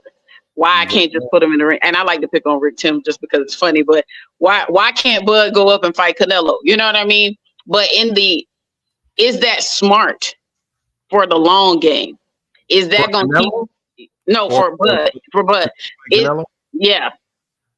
Is that smart in the long game? So when we're talking about the business, he got some more fights he need to make to take care of them kids and his wife and his family so he can maintain his income before he gets him.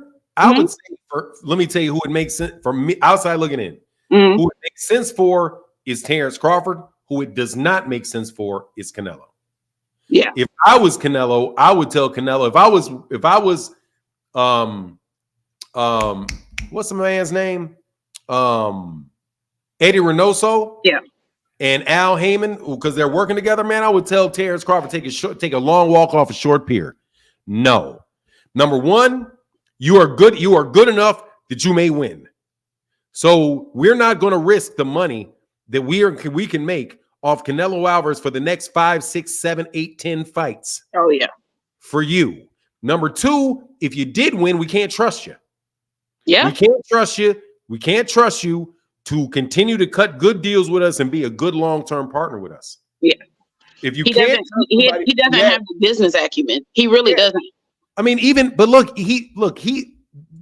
don't confuse my impression of Terence Crawford. He's a very intelligent guy. Yeah.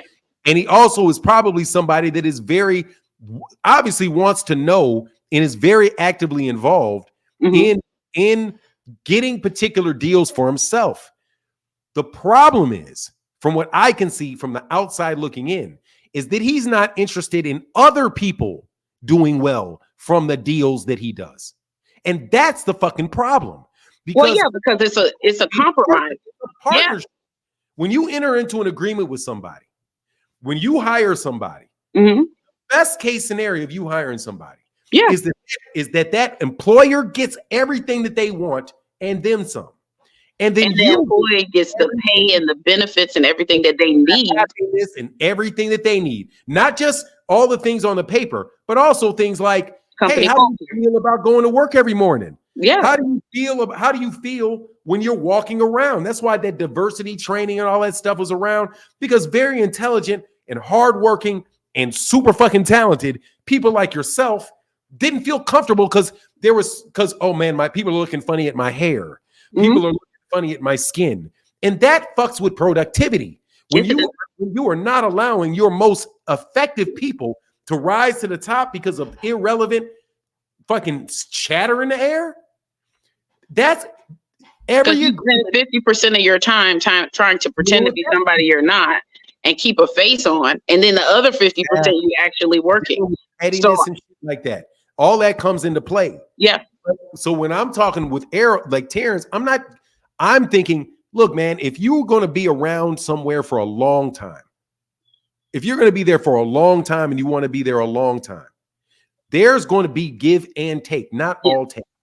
There's got to be give and take. And you have to, and the best way to continue to have an effective relationship with somebody that you do business with is for them to feel like they want to do business with you.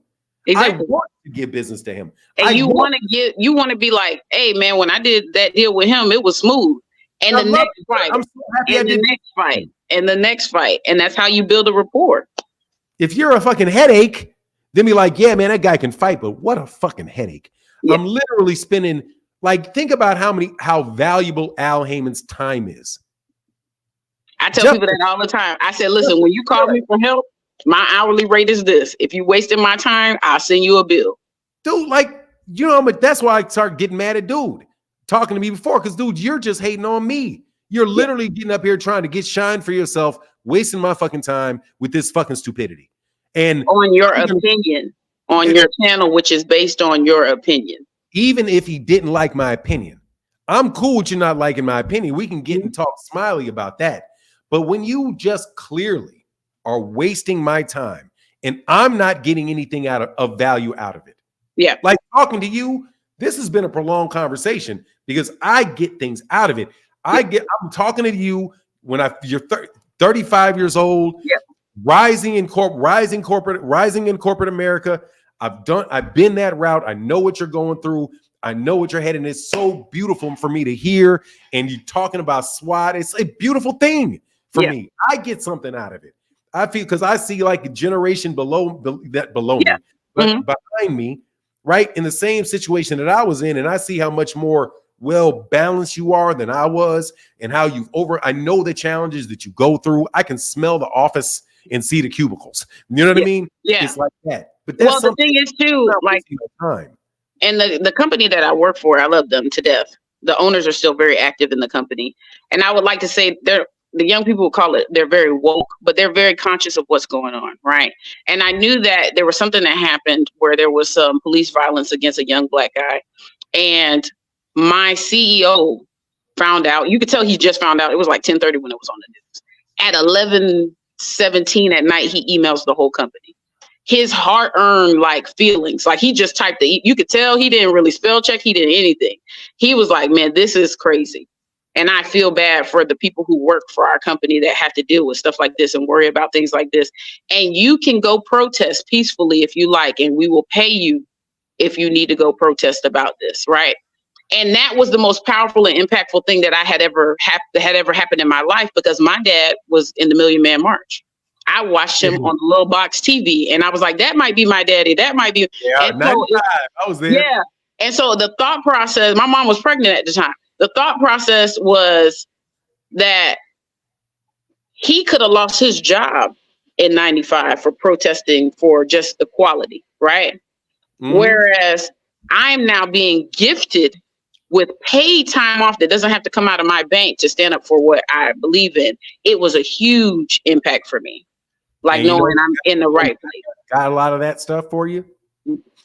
It was the corporate executives in the 1980s and the 1990s that started getting those jobs at those major corporations that did their job and did their job very, very well.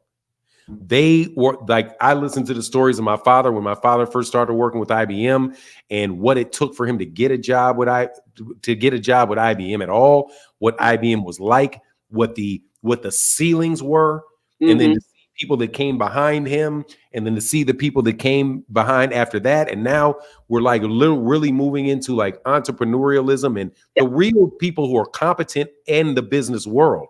And you know who they are not? They are not the Jay-Z's. They are not the people that you see, like the Drakes and all of those people that people are saying, oh yeah, these are the great business minds that you should listen to. No, the fuck they're not.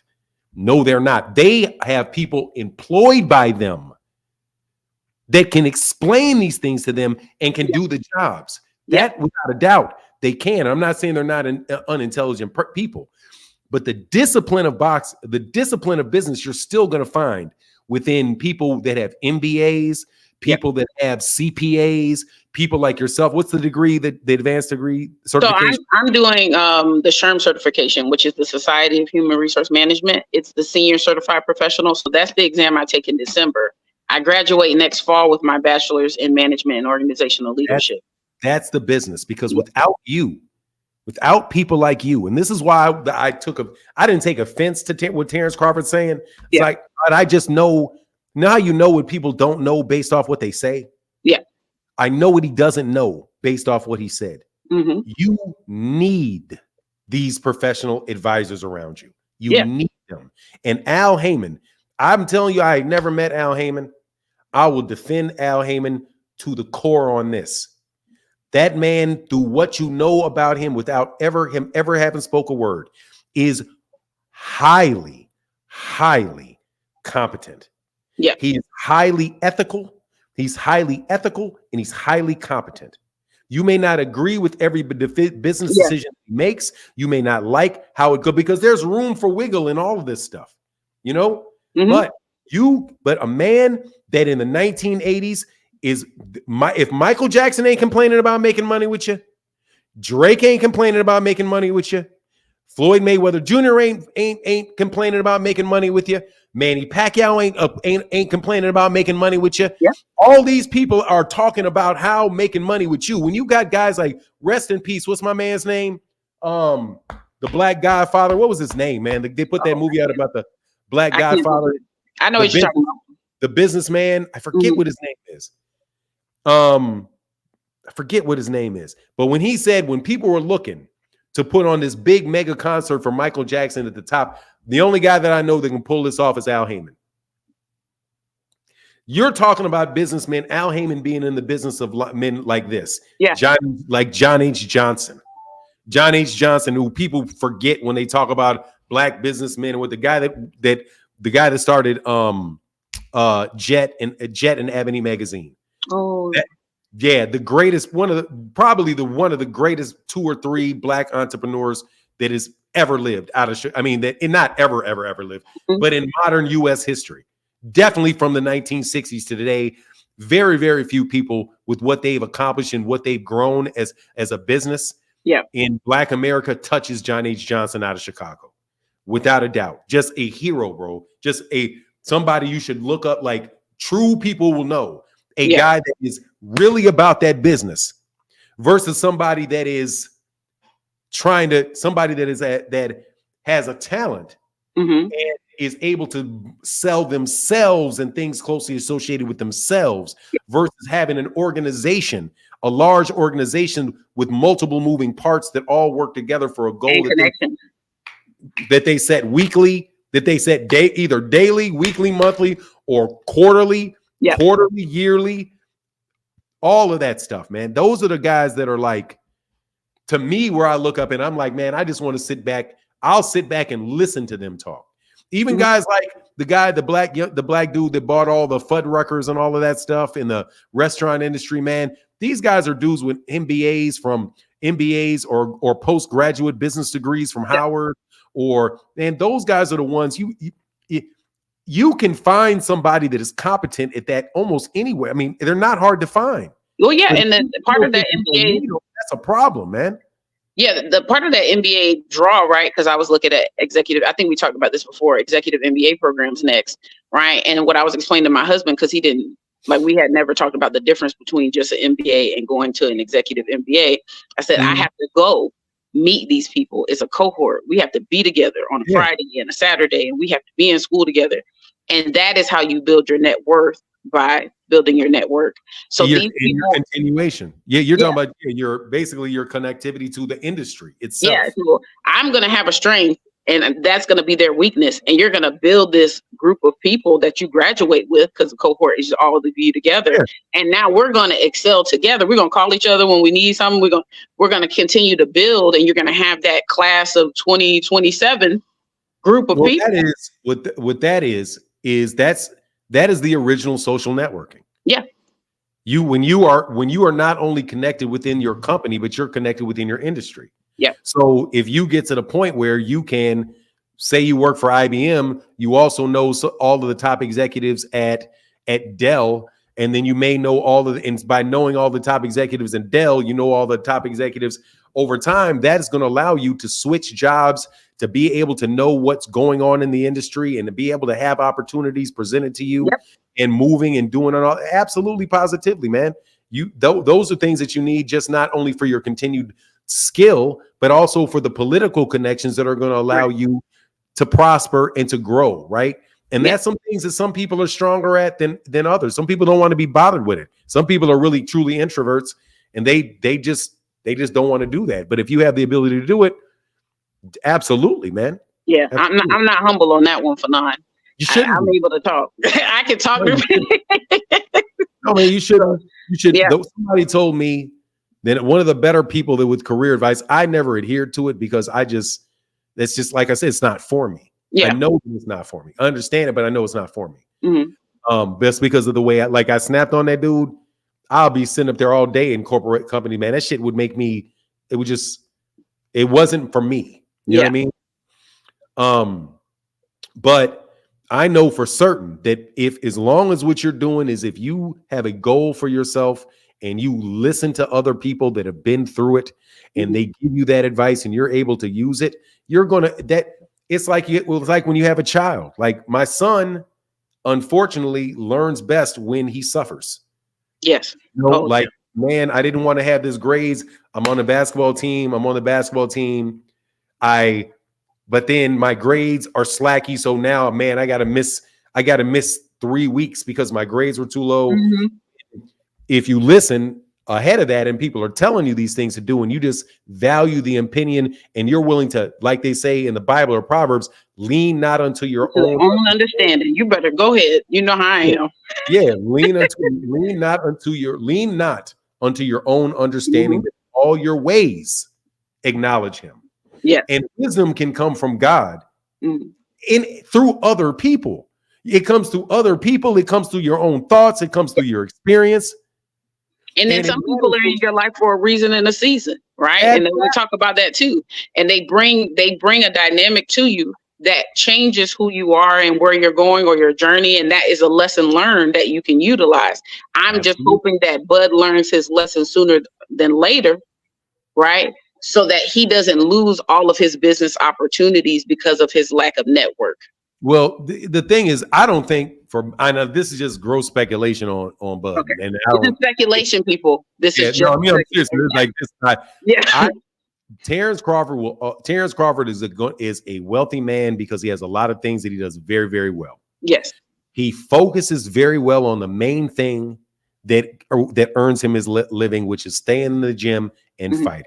Yeah. I doubt very much that Terence Crawford will ever be broke because he doesn't seem like he wastes a lot of money, and it seems like he's very focused on keeping the money. Yeah. The only thing that I would say is that if you are a workaholic and you no longer box, then how are you going to get the thing? How are you going to continue with the main thing that you do?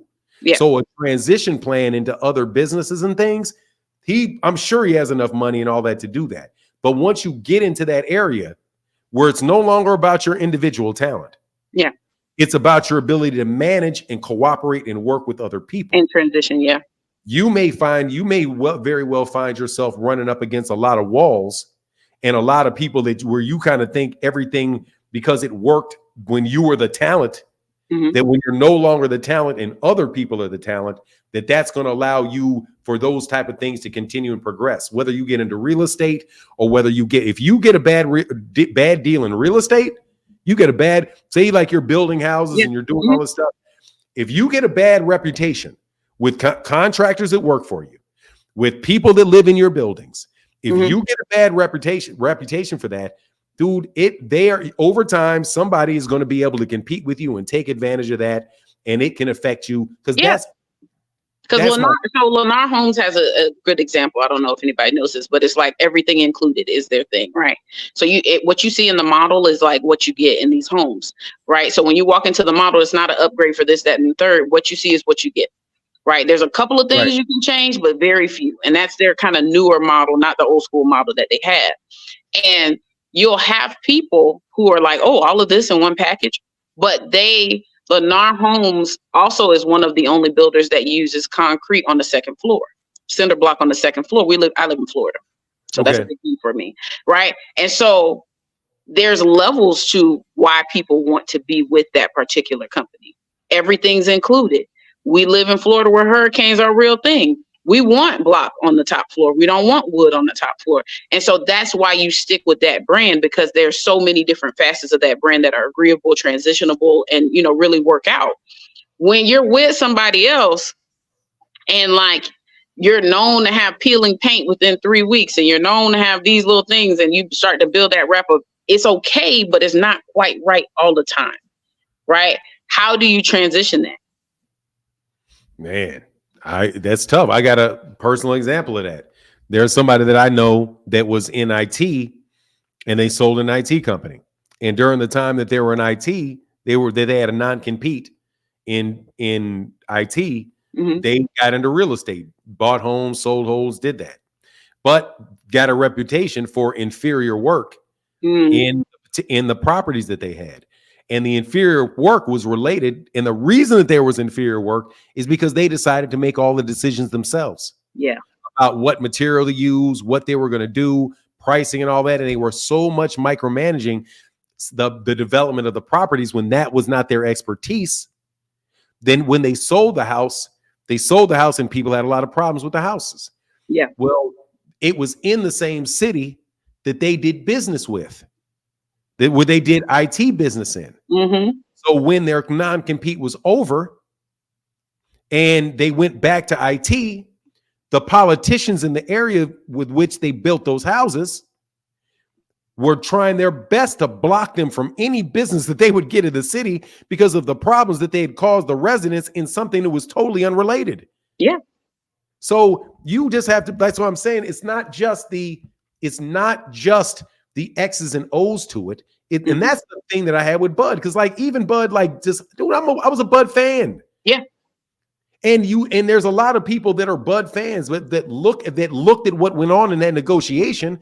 And if Bud thinks that getting over makes him look good, it does to your sycophants. But as soon as you actually have to deal with somebody else that saw that, they'll be like, nah, man, I saw that move you pulled with them. You're not pulling that shit with me.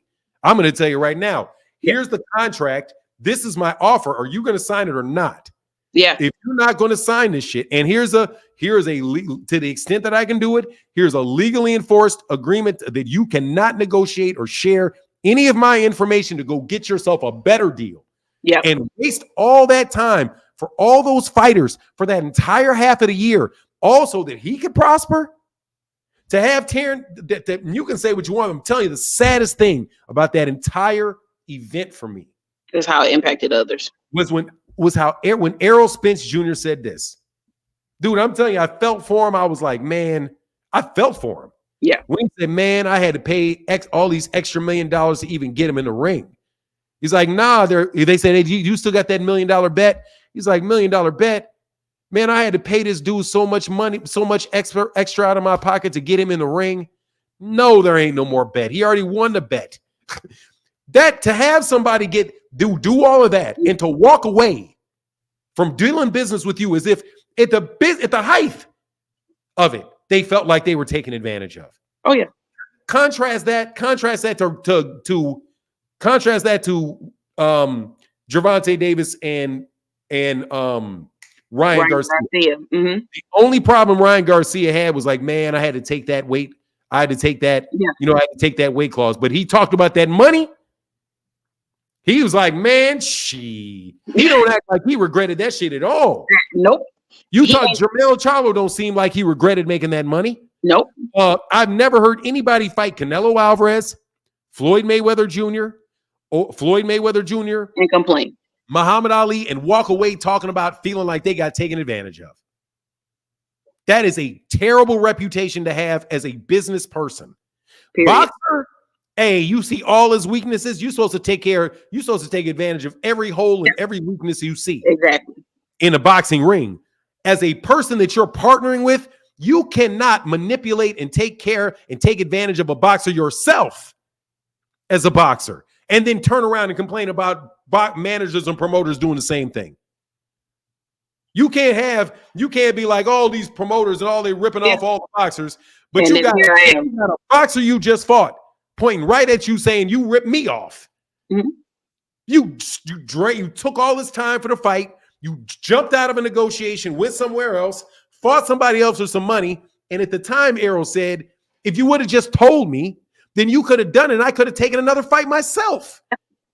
Why would you hold me out all this time, not tell me what you're going to do, then pull out on me, pull out at the last minute, pause, people like that. Oh, God. And then shout out to the pull-out bandit. Yeah, shout out to the pull-out bandit. Yeah, you being the pull-out bandit. Like, you know what I'm saying? You the pull-out bandit out here. Yeah. Oh, that's bad business. And you guys it is. say what you want. That shit is bad business. And that will affect if the PBC, and then to say that you literally get out there and tell everybody in the world who you're not gonna fight. Yeah. I'm not fighting Jerron. This is what I'm not gonna do. Now I done beat Spence. So this is what I'm not gonna do. And then, so what are you gonna do? What's next? Oh, we're gonna fight Canelo. I'm telling you though, that's why Leonard Ellerbe. I'm telling you, man, I'd be laughing at Leonard Ellerbe, man. Leonard Ellerbe had me dying because Leonard Ellerbe sat back in a chair. First of all, these people that like keep wanting to act like this dude don't know who the dude has been part of every major huge fight that there's been. Oh yeah, I heard you talking about it earlier. Yeah, the man literally tells people, I know the pay-per-view numbers. We've sold pay-per-views to everybody that buys them. So we know exactly who they are. We know who's buying and who's not. They have the dashboard that shows them the metrics of where these people are located, like where the numbers are, where the following is. All of it.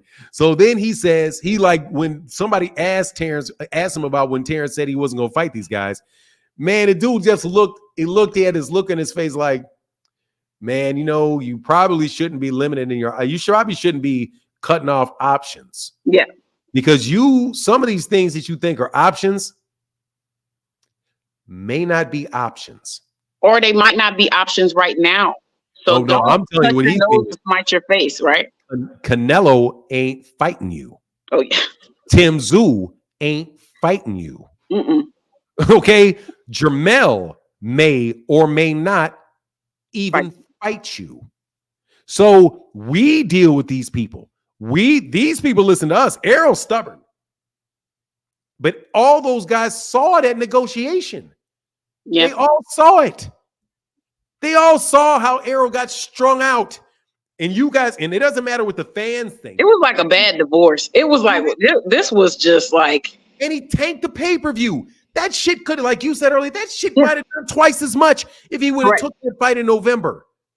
So not only do you get the money you want, you screw Errol out. Errol has to give up extra money. And Showtime don't even get the pay-per-view and money that they want. No, bro, we don't even want to deal with you. Go beat somebody. Go. And then guess what else? Dude, there's already multiple people saying that they don't want to deal with him. Yeah. You got Bob Arum that doesn't want him.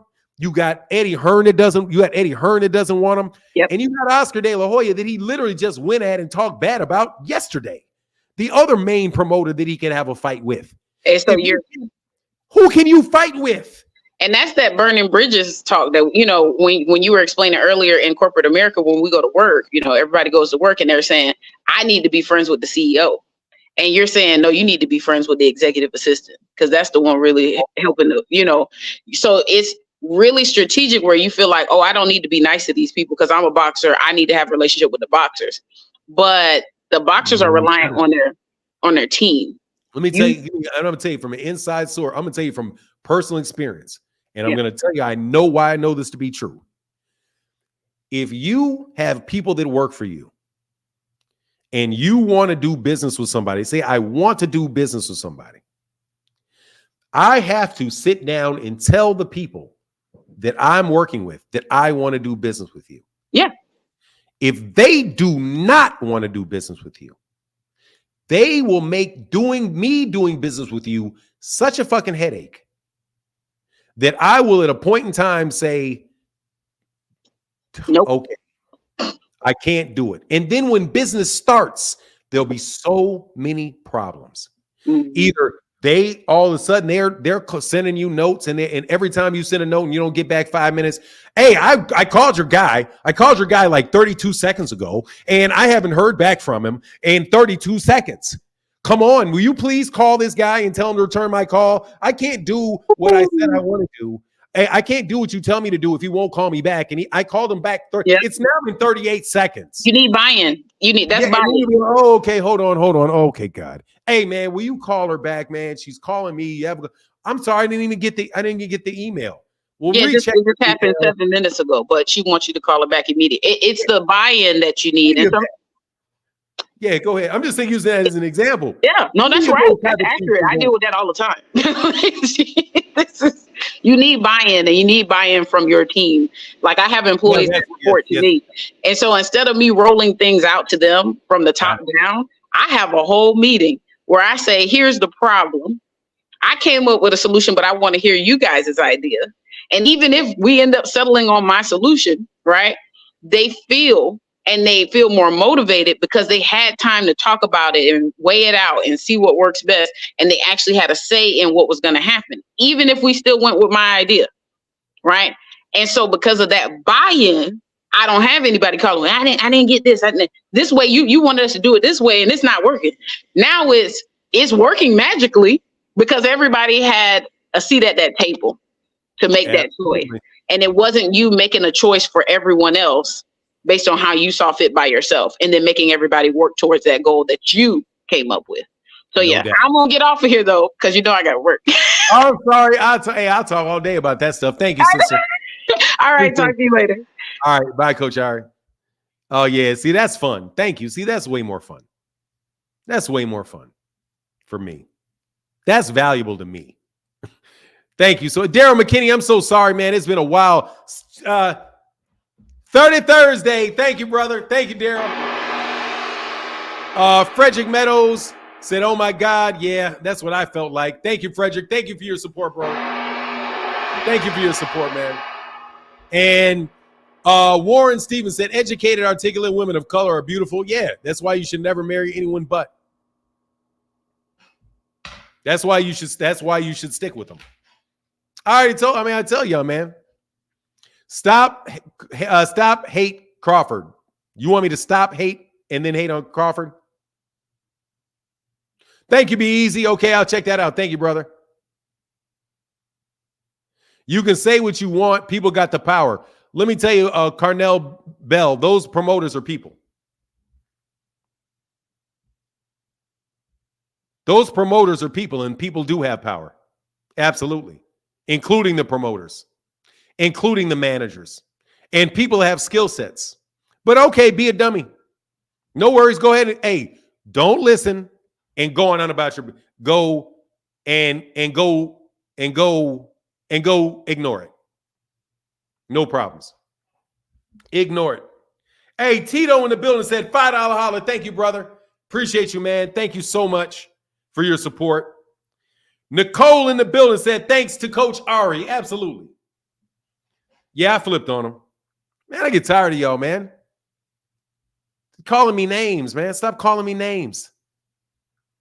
Hey, education at its best. Thank you. Positive energy. Yes, sir. Thank you.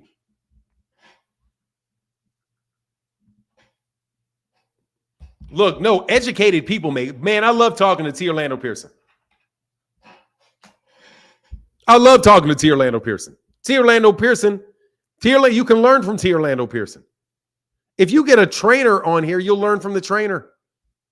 You all are talking about things you don't understand. You don't. You're listening to people that come up with names like this guy, Fagnon. Yeah, you're a very valuable person. I'm sure in your real life, people can't wait to do business with you. Dockery, hey man, thank you, brother. I appreciate you, man, because we taking a, this is a bit of a,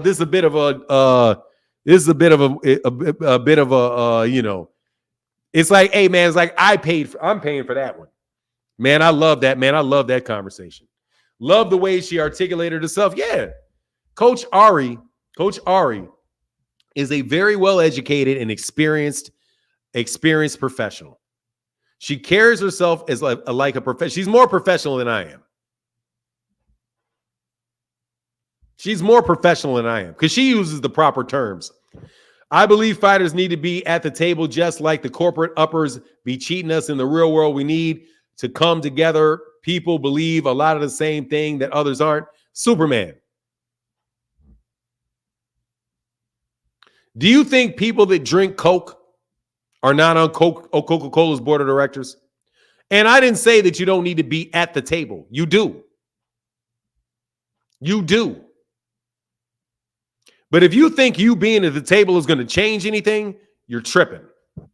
It's only going to allow you to understand what's going on better and make better decisions for yourself. It's not going to affect the industry of boxing. Having boxers involved even more closely in their negotiations, that is a good thing.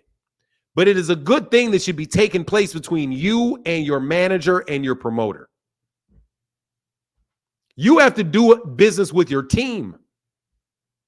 What good is it to you to go to the table if you don't know how to manage your own team? How? What good does it do to you to go jump into the game if you don't have a game plan with your team? The coach doesn't play the game. The player plays the game. I don't need to be at the table. I'm telling you right now.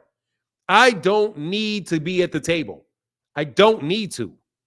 What I need is to know what come talk to me.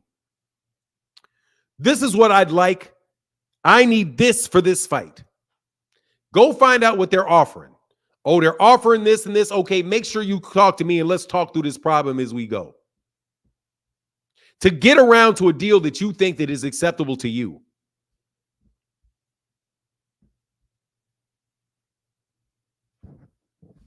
What's the difficult? That's how it's done. That's how it's done. You may not think that's how it's done, but that is how it's done. I'm just telling you the truth. You do not have to be sitting next to and dealing with every person involved in a negotiation yourself. If you need to do that, you're a bad manager. You're a bad manager, and you're going to have a lot of disgruntled employees because you're not able to delegate authority to other people in an effective manner. Delegating authority is a sign of a boss. You're not a boss if you can't effectively designate, if you cannot effectively delegate authority to other people. Delegation is an essential business skill. But anyway, man, look, we can talk about any dumb shit y'all want to talk about now. And that dude supposedly from Philly had no clue. Everybody in Philly and South Jersey knows boots, but boxing knows boots. He walks around town as the next welterweight king. Man, dude, I'm not listening to that silliness. No joke, bro. Y'all can jump back on, but you wanted me to cuss you out, bro. He asked me to do it because he said, don't throw rocks and hide your hand. He asked me to do that. I'm telling you, that's how my mind works. If you ask me to do something, I'm going to do it. If you tell me not to parse words with you, I won't parse words with you. And I'll tell you exactly what I think. I don't want to have a conversation with somebody who has no clue what they're talking about. None. Since you have no clue what you're talking about, come on, man. I don't want to hear it. Anyway, I love well-educated and well-experienced people and good common sense people. Yeah, that's what you need in your life, man. I'm telling you, box is what you need. Oh, no, that's cool. I know Superman. I don't have a problem with you, bro.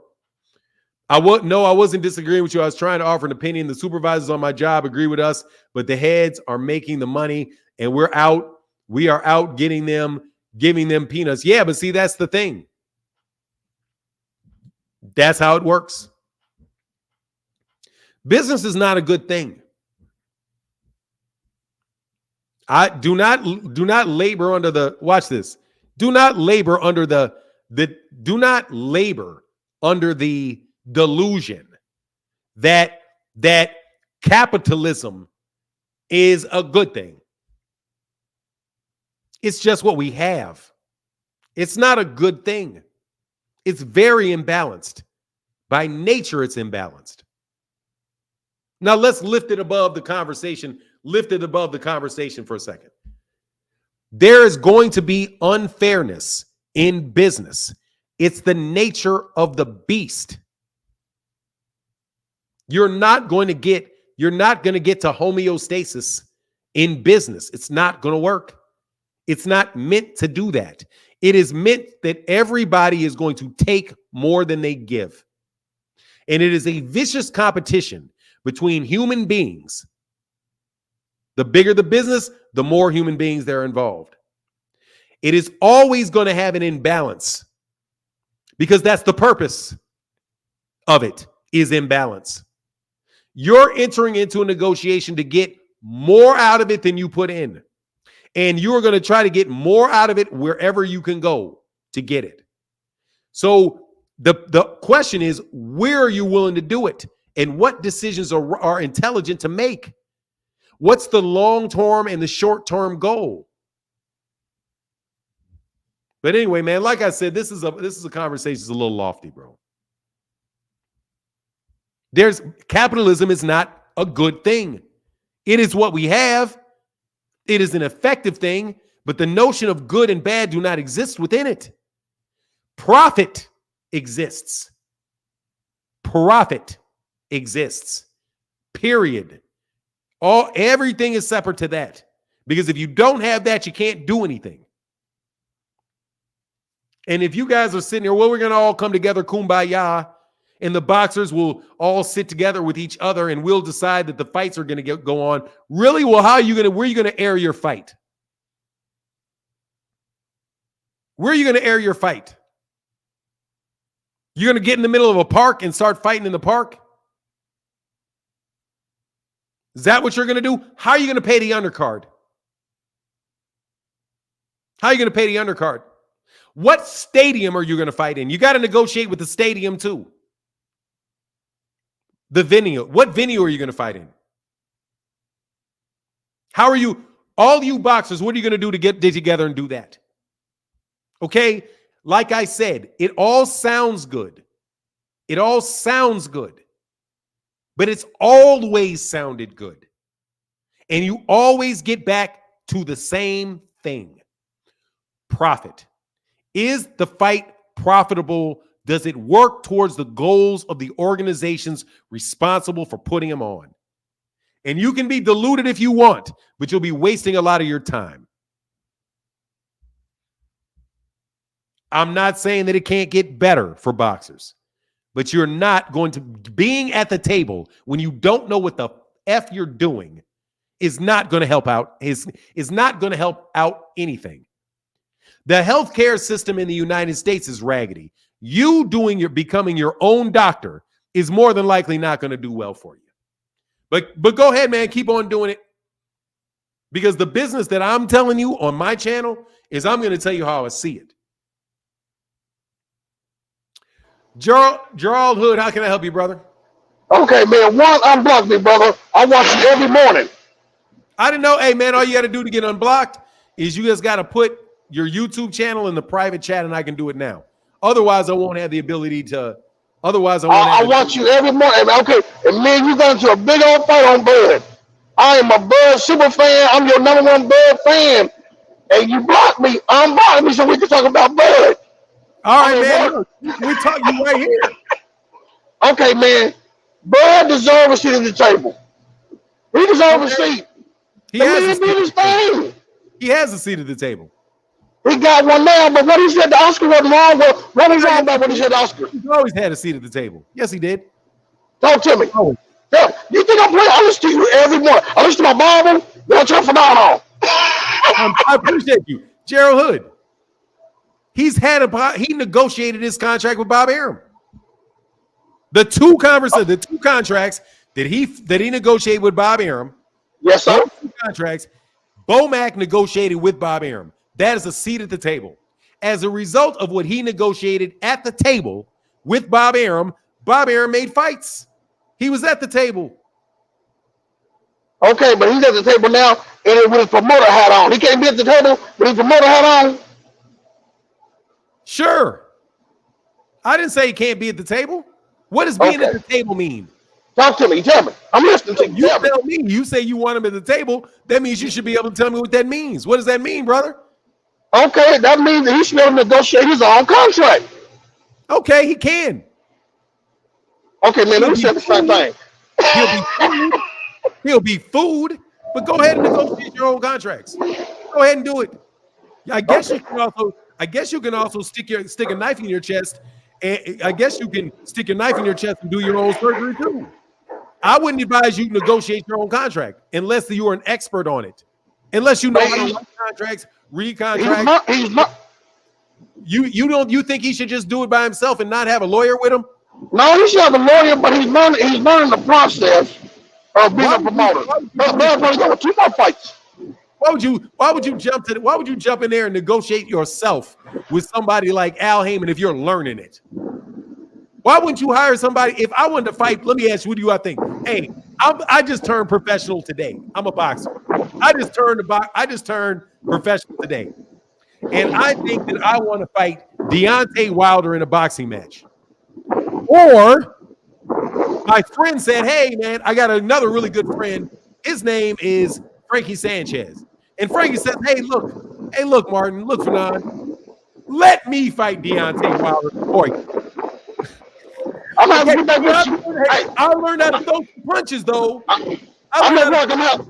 Do you? I'm at work. I'm going to have to get back with you. But unblock me. Let me finish. I am learning the process of being a professional boxer. Do you think I should jump in there with Deontay Wilder, or do you think I should let Frankie Sanchez do the job for me? No, sir. No, sir. I should have Frankie do it for me, huh? You should have somebody there to reach you, but let birds. So there you go. So let me finish my whole point.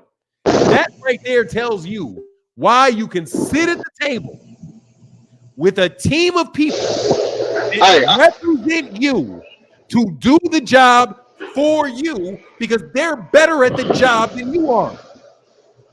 They're better at the job. I got it. You're right, but I got to go. I got to get back to work. But unblock me. All right, bro. Unblock me, brother. I can't unless you come into the chat, go to the private chat, and put the link to your YouTube channel. Okay. And then I can. All righty. All right. But you got to put it in the private chat.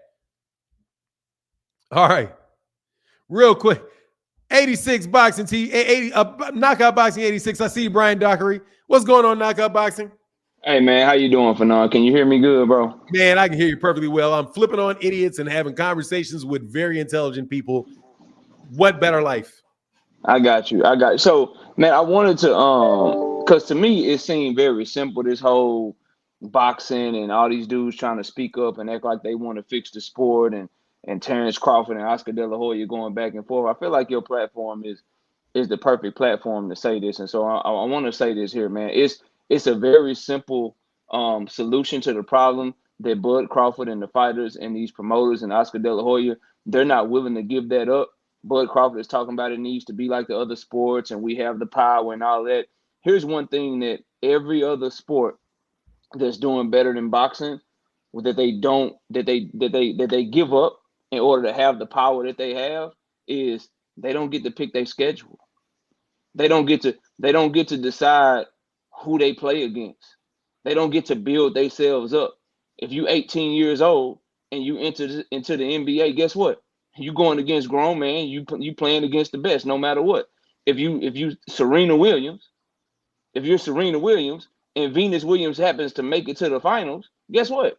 You might have to go against your sister for that crown. So one thing that Terence Crawford and Oscar De La Hoya and none of these guys want to give up is, bro, okay, that's cool. You want more power, you want your money, you want a seat at the table. Well, guess what, champion? If you're a champion, you fighting him. This guy right here, this who you fighting, because he your number one contender. Or here go another champion in your weight class that you fighting. Or here go your mandatory that you fighting. If you don't fight him, I'm taking your belts. Oh, you a top contender? You a top contender? Cool. No problem. No problem, Virgil. Well, here's his other top contender that people are very high on. His name is Jerron Ennis. You fighting him. You don't want to fight him? Okay, we knocking you out the top 20. So the fix is very simple. Give a better product. All this back and forth and promoters and fighters getting into it. If you give people a better product, then the sport will do better. That's the one thing that none of them are talking about, that none of them want to give up. Like the same Oscar De La Hoya that's talking all this stuff, going back and forth with Terence Crawford. Bro, you just tried to block the biggest fight of the year this year on a lot. Like people want to forget that he almost blocked the Tank Davis and Ryan Garcia fight because he said that he wanted Ryan Garcia to be the A side in a rematch if he beat Tank Davis, because when you win, that makes you the A side. But this is the same Oscar De La Hoya that lost to Shane Mosley. And then when he rematched Shane Mosley, he was still the A side because the numbers dictated that he was the A side. But all of a sudden, he forgot that in negotiations with Tank Davis and Ryan Garcia and almost stopped the biggest fight from happening. That guy. You the same guy. You want to fix boxing, right? But didn't you just block the Jamal Charlo Jaime Munguia fight? Didn't you just stop the Jamal Charlo and Jaime Munguia fight from happening? That was you, right? Oh, we should give Terence Crawford a seat at the table. You should be negotiating. You should have a seat at the table. But didn't you just negotiate in bad faith less than a year ago? Wasn't that you? Didn't you just openly say that you was negotiating with Al Haymon and BLK Prime at the same time and didn't tell Al Haymon and them nothing while telling BLK Prime everything? You the guy that we need to send in there to help fix boxing? That's you? You that person? No, bro. It's very simple to me, for none. And I could be wrong and I could be right. But they need to give a better product. And that's one thing that NBA players, NFL players, MLB players, they may have all this power to get certain things, but one thing they will never have is the power to dictate their schedule. And so if boxing want to fix itself, these dudes need to stop being able to dictate their schedule, and they need to fight who the rankings and who the fans say the best is. Like boxing, and this is my last point, bro, because I know I'm getting long-winded. No, boxing man, you good, man. I ain't tripping you because I got something to say specifically about what you're saying. Because I think you're making good observation. Bro, take your time, man. You welcome. All right, Go ahead, cool. man. So boxing is the only sport that it seemed like to me where the more you accomplish, the higher up you get, the less that they expect of you. Like they literally put these boxers in a position where you can accomplish enough to where now you can do what you want. It's the only sport I've ever seen that happen like that in my life. Like in every other sport, the higher that you get, the more money that you're making, the more status that you get, the more that is expected of you. Like Tom Brady, he didn't win a certain amount of Super Bowls, and then all of a sudden they were like, okay, Tom, you can just suck now. Now you can do whatever you want. You can suck. Nah, bro, he still had to perform to that standard, bro. Michael Jordan never won enough championships to where they were like, yeah, Mike, you ain't got to do nothing no more. No, once you actually get up there and you supposedly become the best, you supposedly become somebody that's supposed to be high status, you supposed to be held to a higher standard. But boxing is now where like, yo, man, Terence Crawford, man, he can do what he want to do, bro. He can retire. He can pull up Tank Davis. He should go up there and fight Canelo. He can do whatever he want to do because he's earned the right. Canelo Alvarez, bro, he earned the right to do what he wants. He's Canelo, man. He's a 4th division champion. He's undisputed. So if he want to pull somebody up 2 weight classes, if he want to fight a 40-year-old, if he want to pull somebody up into a weight class they ain't never been there before, he can do whatever he want. He's Canelo. He can do what he want. It's the only sport where shit is handled like that, bro. And so until they change that, I don't give a damn who they put at the table. I don't care what promoters is talking, what fighters is talking, because all the people that are doing the talking are part of the people that perpetuated this shit by asking for money that they don't deserve. Like Teofimo Lopez is talking for none. Teofimo Lopez just retired, unretired. He's asking for 8 figures, but he can't even sell out a big arena in his own hometown. This dude fighting in a Hulu theater that seat 5,000 people. But now all of a sudden you care about the sport so much. but you asking for money that you know, if you had any self-awareness, that you don't deserve. So all these dudes is part of the problem, and the only way to fix it is to get people that are objective in there that can see, hey, bro, y'all products suck. Y'all are making fans. We waited 5-6 years for Manny and Floyd. We waited 5 years for fucking Bud and Spence. We've been waiting forever for Jamal and Canelo. We now have been waiting for a couple of years for Canelo and David Benavidez. We always have to wait to get a good product, when every other sport, they don't have to wait. So if you really want to be like the other sports, give a good product and stop choosing and picking, choosing your opponents for yourself if you promote yourself, or for your fighter if you're a promoter, and make them get in there and let's see who the best truly is. And that will grow the sport. That'll fix everything if they just give a good product. That's all I got, bro. I can't wait to hear you cook on it. You enjoy the rest of your show, man. Thanks for giving me the time and the platform, bro. All right, brother. No worries, man. Hey, Brian Dockery, what's up? I'm gonna wait till Brian gets, and then I'll talk about that in a second, right after Brian Dockery, KO Waxing. What's up? What's up, Brian? Hey, good morning. Good morning. I think Terence Crawford is a victim, just like any other fighter. He didn't know. He just didn't know. He know what he heard. Then we got the Al Haymon, and Al Haymon showing a different light. He figured he assumed that he was wrong about the whole thing. Al Haymon probably the only person to me that's good for boxing. Tell you the truth, because like you said, nobody complained about Al Haymon, and I think he fair, and he ain't getting over. Terence Crawford came into the biz like, oh, he trying to get over on me just because this how things used to be. He was used to getting guaranteed, not knowing like that ain't the best route to go. Tim Bradley even said throughout his whole career, I got guarantees, but somebody like Manny Pacquiao, he take a percentage. Why Tim Bradley never asked himself like, why Manny Pacquiao take a percentage? And I keep on. He probably never even asked himself that question. Just like when Terence Crawford said, I never heard of nobody not getting a guarantee. Al Haymon showed, hey, guarantee ain't always the best way to go. That's all I really had to say on that matter. All right, bro. I appreciate you, Brian. Thank you for coming by, man. And thank you for your support, man, on Super Chat Thursday. Appreciate you, man. Yes, sir. All right, bro. Get back. And thank you to everybody that supported on Super Chat Thursday today. I know, man, I know y'all come every day and support all the time. So the people that supported in the past, thank you. People that support in the future, Pat, thank you very much. It really does mean a huge difference to the channel. But okay, let me address the comparison of the NBA and tennis and basketball, and I think it's I thought it was a very, very good observation. I will tell you that my analysis of it, hold on real quick.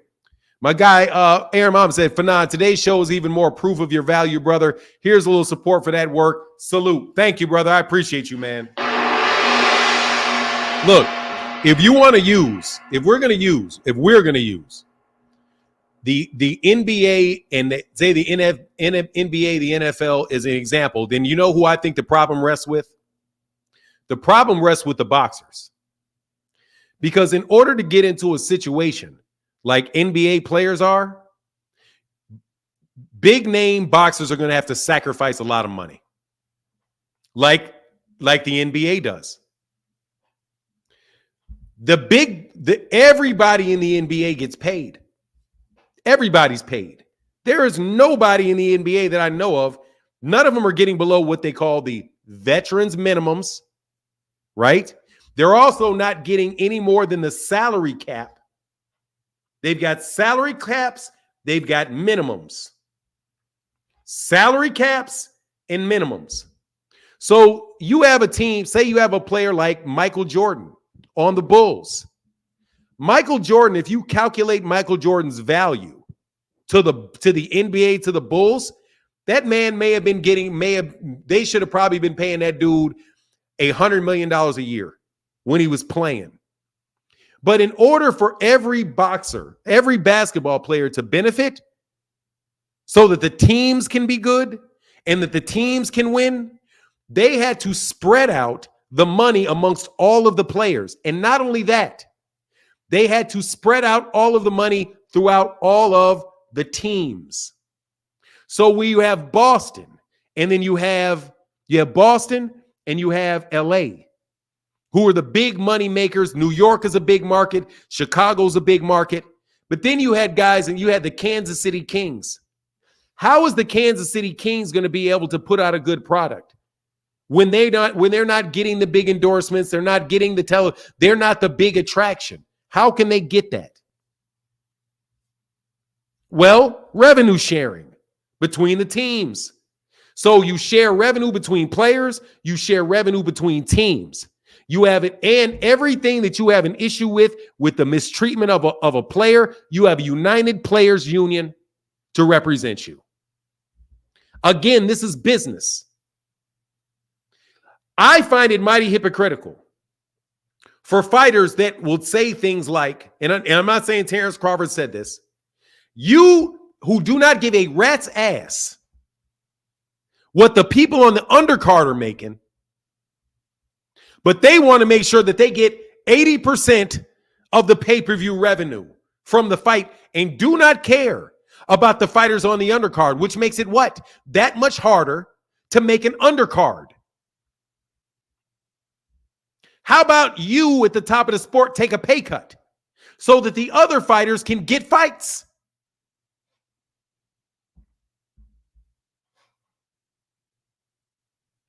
If you can make a fight in which you make $30 million, why is somebody on your third fight from the bottom making $500 on your card?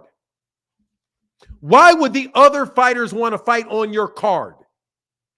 Why would somebody want to fight Devin Haney if Devin Haney is telling them you got to make 25% and you can prove it? Prove it. I took less, so I need you to take less. You can't at the same time say that it's the promoter's problems when you're asking for all the money yourself as a fighter. When that doesn't happen in the NFL, that's not happening in Major League Baseball. That's not happening in tennis. In tennis, do you know what they agree to? They agree that I'm going to get paid if I win. They get this. If they win, they get paid. All the money is on the line. If you get to the first round, out of the first round, you make this much. If you get out of the second round, you get that much. If you get out of the third, that much. Fourth, that much. Coco Gauff made like, I don't know, $3 million or something like that because she won the U.S. Open. She earned her money and got it because she won. She didn't get it like, oh, look, man, if you really want me to play this U.S. Open, if you want me to play the U.S. Open, then you need to guarantee me X amount of money to even show up. And do you know what happens as a result of that? Because they can't pay her $30 million for just showing up. $30 million for just showing up. She actually has to play more. Do you know where Coco Gauff was? And she had to play to get the rankings to get in there. And every tennis match, every tennis tournament, there is revenue sharing. Women get paid the same amount as men in certain events.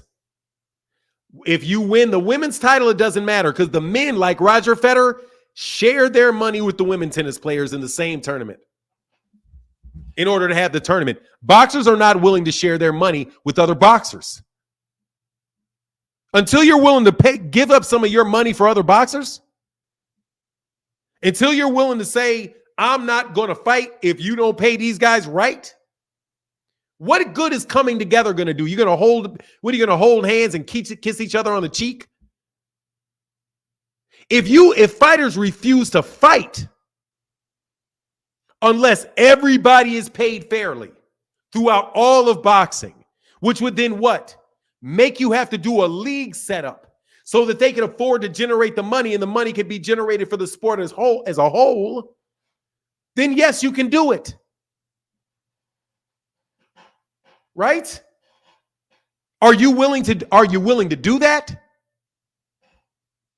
If you're not willing to do it, then stop talking about that. Because the only reason that boxers coming together will do any good is if you guys refuse to fight. If they do not treat everybody with a certain standard. Yes, a bigger fighter can get paid more money because he's the bigger draw. Yes, but that card, you have to ensure that money is more liberally spread throughout the card so that people will want to fight on the card. Right now, we have a situation where people don't want to fight on the undercard. Man, I'm not fighting on that card, which does what? It takes value away from the card. Why? Because we're paying all of our money to one guy.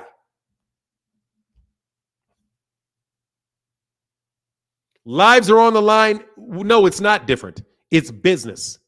Lives are not on the line. I mean, lives are on the line, but it doesn't make a difference because money's on the line.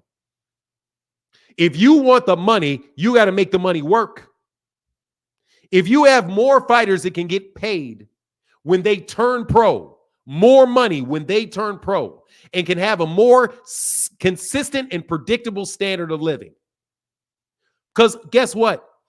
All of these guys are fighters. Everybody on the bottom. You trying to tell me that lives are on the line and makes it a difference? Aren't the lives on the line for the undercard fighters too? Aren't lives on the line for the undercard fighters too?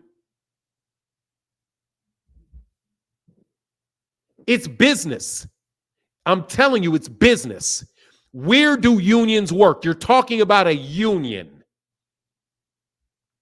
The NFL Players Union. The NBA's Players Union. In May, I know for certain that Venus Williams stood up for equal pay for women. Not herself, because she was already rich when she did it. Venus Williams was making more money off the court than she was making on it. She didn't have to speak up for the rights of the other females, the other women on the WTA tour. She didn't have to do that. She did it because she's like, but I've yet to hear a boxer talk about we need these undercard fighters paid better. We need Joey Spencer. What about Joey Spencer? What about Joey Spencer? What about Jamal James?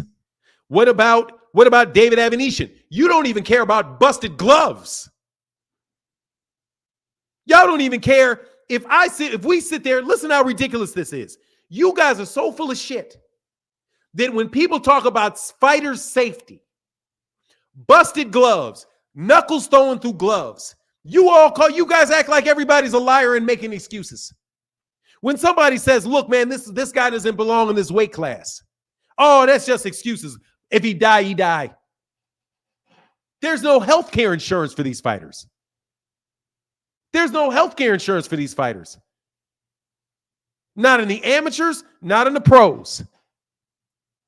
Regularly, fighters die in the ring. Where's the money for their family and them? What about them? Where's their safety net? You're talking about the problems of a man that just walked away with $15 million.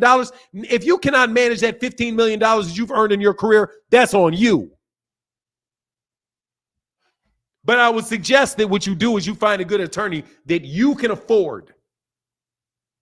So you guys are talking about boxers, but you're not talking about boxers. You're talking about rich men who already made it.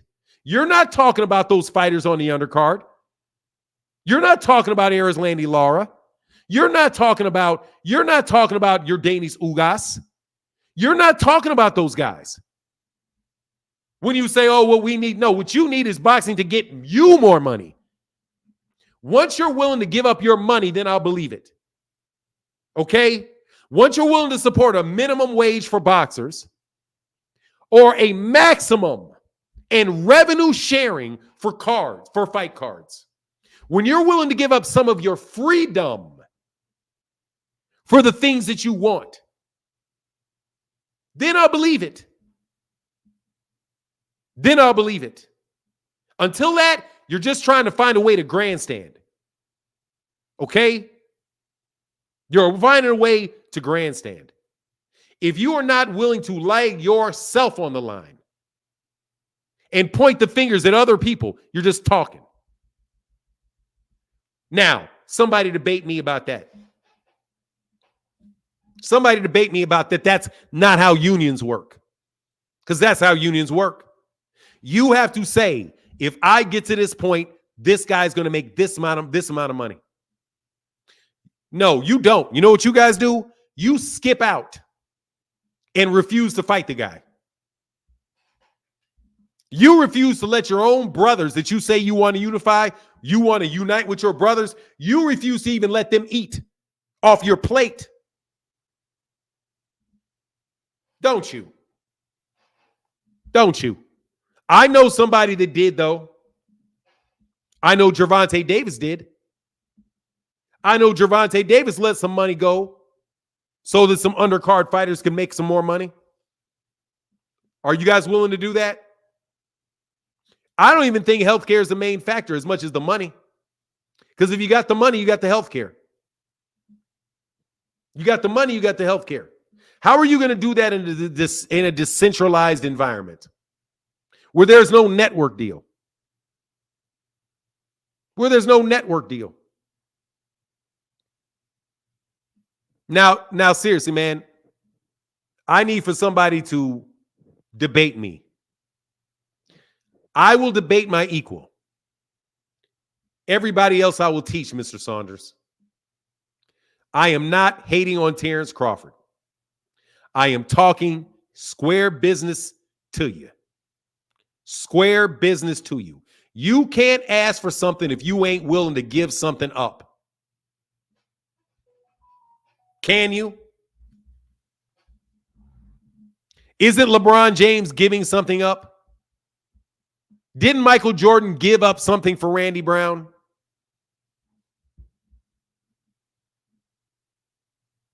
Didn't he?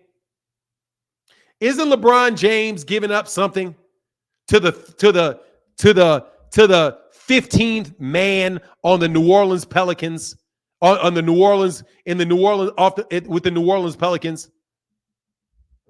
Isn't he? Or have you not heard that there are guys that never get into the game at all that are multi-millionaires? Because of what LeBron James, Steph Curry, Michael Jordan, Wilt Chamberlain, Magic Johnson, Kareem Abdul-Jabbar, and Anthony, my guy, Allen Iverson, and all these other guys that are the big attractions, Shaquille O'Neal, what they were willing to do with their own paychecks to make sure that their teammates had money. Now you tell me when a boxer is going to do that. Or are boxers just trying to organize other boxers so they can take a cut of the money that they're getting paid? Now, Mr. Saunders, if you would like to get back up and have a polite conversation, we can have it. Yeah, LeBron James is giving up, but watch this. What LeBron James is doing is giving up a little to make a lot. Because if there is no NBA, if there are no players to dunk on, if there are no other players to dunk on, or referees to go like this, there is no way that he's going to go get that sponsorship money that he has. Is there?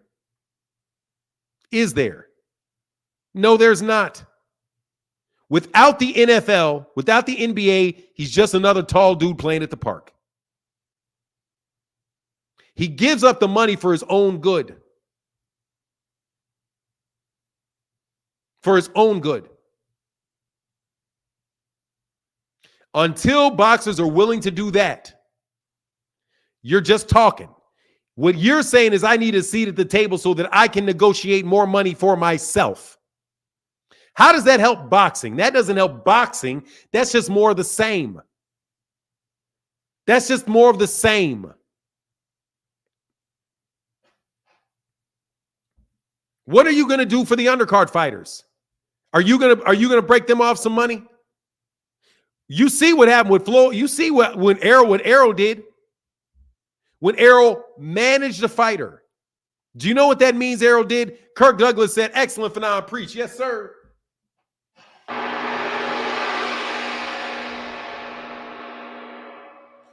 Hey, Ohio Star Lyrics, let me tell you something. The only way boxers are going to get health care insurance that is affordable is to pay for it themselves. That's it. They're going to have to pay for it themselves. We're in a capitalist world.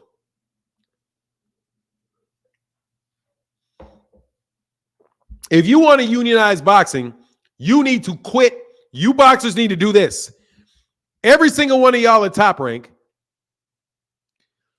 if they do not agree to these things, when your contract runs out, do not resign.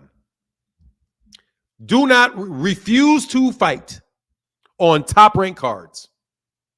Skip your payday. Skip your pay. All of y'all skip your payday. I'm not going to fight.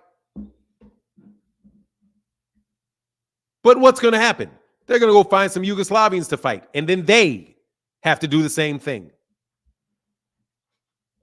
So that the product, so they have to worry about not being able to provide the product. That's why union workers go on strike. That's how it works. That's why there's a minimum wage in the United States. The only reason is because people were striking. People will walk out of McDonald's. If you don't pay me $15 an hour, I'm leaving, or I'm not voting for you. You need a national minimum wage. You can't tell me that, let's just get all together and it's all these crooks' fault. It's not. It's capitalism's fault. Learn how it works. Look at the examples of other people that got what you want. Okay? Do that. But don't worry about it. I don't know shit about boxing. And will you think Al Haymon would like the conversation about a union? Absolutely not. It makes it more expensive. But you know why? Do you know why more than likely Showtime lost boxing? Because of a union. Anybody want to guess what the name of the union is that probably put Showtime out of boxing? The union that did it. Y'all don't like unions, do you? They tell you that unions are bad. Well, it can't be bad if it's not effective. Since you probably don't know, a major reason, since all these idiots want to claim, I knew. What about the fact that all of the costs are going up for Paramount because of the Screen Actors Guild and the Screenwriters Guild? They just got raises, all of them together. And do you know what major actors that really don't need a pay raise did? They stopped working. They stopped working. They said, hey, man, I would love to do this movie for you, but I'm not a scab. I'm not crossing the picket line. Until you treat all my brothers right, I'm sorry. I don't care that you treat me right. Also, do you know who did that for black people? Muhammad Ali, who said, I'll go to jail first before I go to war. I'll go to jail, and I don't care about my money. Y'all willing to do that? Y'all willing to do that? Don't point the fingers at all of them. Point the fingers at yourself and the relationship y'all have. And before you talk about the big fights being made, how about you talk about the little fights getting paid? How about you talk about the amateur system where you can't even have people that want to fight be able to get anything? Are you guys lobbying for people to invest in the amateur system so that people can get a fair shot and be able to move around and be able to go to amateur systems and do all that? Are you sponsoring that?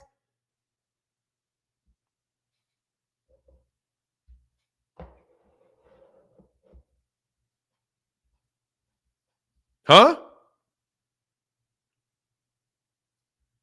Are you? Let's not, since you talk about let's bring boxers together, what about the people that aren't making any money? What about the ex-fighters and the trainers in Bozy Ennis's gym that are ex-professional fighters? What about them? How much money are the trainers getting paid? How about them?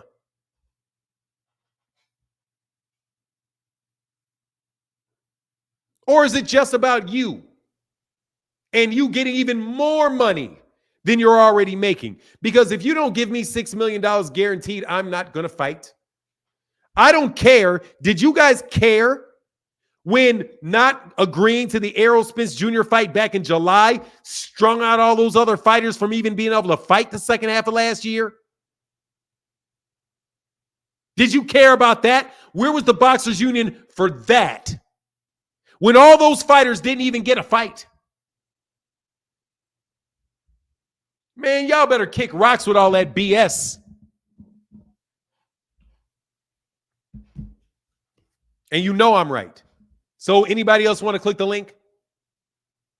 While you boxers get together? Huh?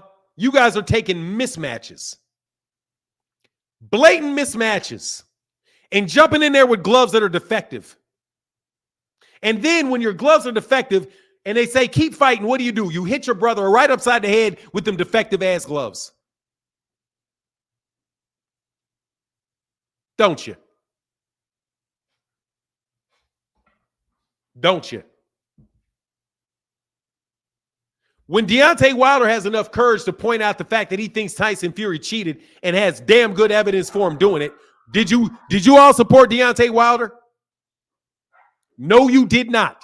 You sat up there and didn't say a thing, and a lot of y'all just ridiculed him, and very few of you even spoke up about it. So excuse me if I don't think that your actions back your words. I think you're capitalists like everybody else. So maybe you should jump off your high hog and become more of a socialist like the NBA is. That is what you called corporate socialism. When you have a union.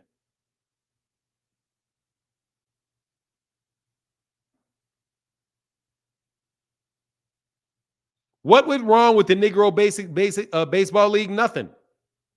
Nothing went wrong with it. It was absorbed into MLB. Nothing went wrong with it. They were absorbed. They were absorbed. What went wrong with it is that they were not allowed, that the team owners were not allowed to have a team. The only people that got screwed were the owners of those Negro League teams. They were not permitted to have ownership in that league. It's the same problem that we have now, lack of black ownership in professional sports. And I'm telling you, I don't know if any of them actually own a team or whether they hold stock in a team, which is not the same thing. I don't own McDonald's because I don't own Showtime because I own shares of stock. You know what I mean? No matter what type of stock it is. Hey man, thank y'all for the support in the channel. I know this ain't a good one. I don't understand how that can happen without an outrage. Outrage is not important. Outrage is unnecessary. You don't have to be outraged. You need 5 or 10 of the most. You need Canelo Alvarez. You need Canelo Alvarez, Deontay Wilder, Tyson Fury, Floyd Mayweather Jr., and all of these guys to get with somebody to explain to them and come up with a system where they can make all these fights more profitable for all the fighters. But you're not going to make any progress without giving up something. Which means you big money dudes got to give up some money. You got to give up. The end of the day is it's going to cost you. Isn't it? To get the Democrats to support desegregation, what do you got to do? You got to vote for Democrats. If you want somebody to represent reparations, what do you got to do? You got to stop voting for them until they do. And hope that it winds up being in the best interest of the people with the money to release to do so. But you're going to have to give something up for that.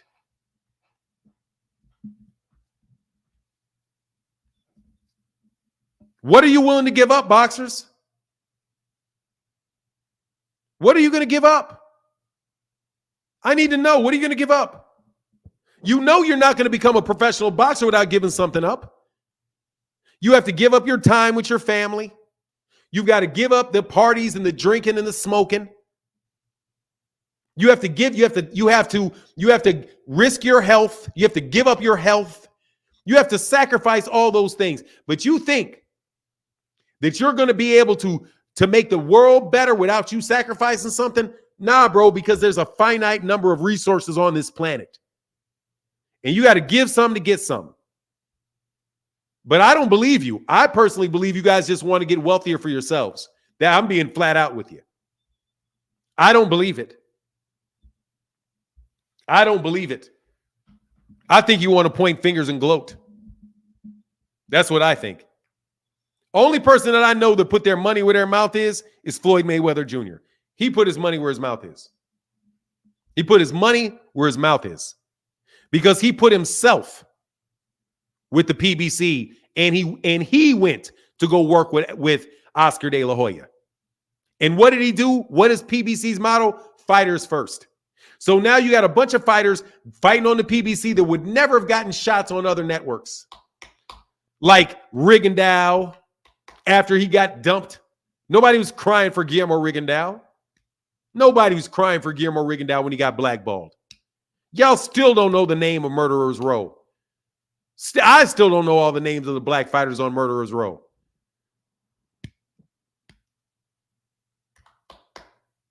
But I damn sure know that white boxers were making a lot of money and they weren't willing to give up no money to get those guys paid, were they? White boxers wouldn't even fight black boxers because they thought they would lose.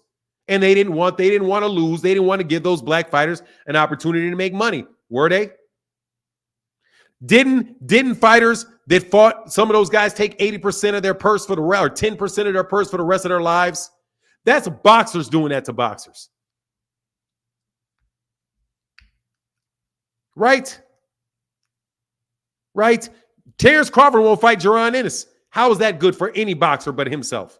He's not ready. There's nothing in it for me. Ain't that what he said about how can you be on one breath be talking about what's good for the whole sport of boxing, but then you say, oh, it's not worth it for me? What did Errol say? Errol said, look, man, I know damn well he shouldn't have been at that weight class. And he stayed there, what? To give the fans what they wanted. Because he was going to keep his word, and he gave up money to Terence Crawford to make the fight happen. Went against the grain for the people that had been earning him money for years.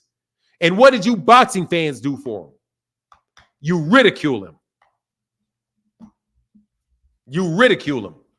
And throw his ass as far underneath the bus as you can. But you think people are going to start taking risks? Oh, yeah, let's help those guys out? Man, please. You guys have been trying to tear down an organization that was trying to boxers got their own promotional companies. All through the PBC, half of them got their own promotional companies. Gervonta got his own promotional company, which means he's not paying promotional fees. You've got Mayweather's got his own. Deontay Wilder's got his own. Canelo Alvarez got his own. Manny Pacquiao got his own. Those guys are all at the table, got their own representatives negotiating. So Oscar De La Hoya has his own. And that did what for the fighters? But more of the same is going to do, oh, yeah, that's going to get it. Man, I'm sorry, yo. I feel very by myself right now. I feel very by myself. That's why I couldn't do a corporate America. That's why I can't do corporate jobs, bro. I can't do it. That's the reality of business. Not this daydream you dudes, some of y'all people have. You guys are living in a fantasy. And I don't feel like living in that fantasy with you.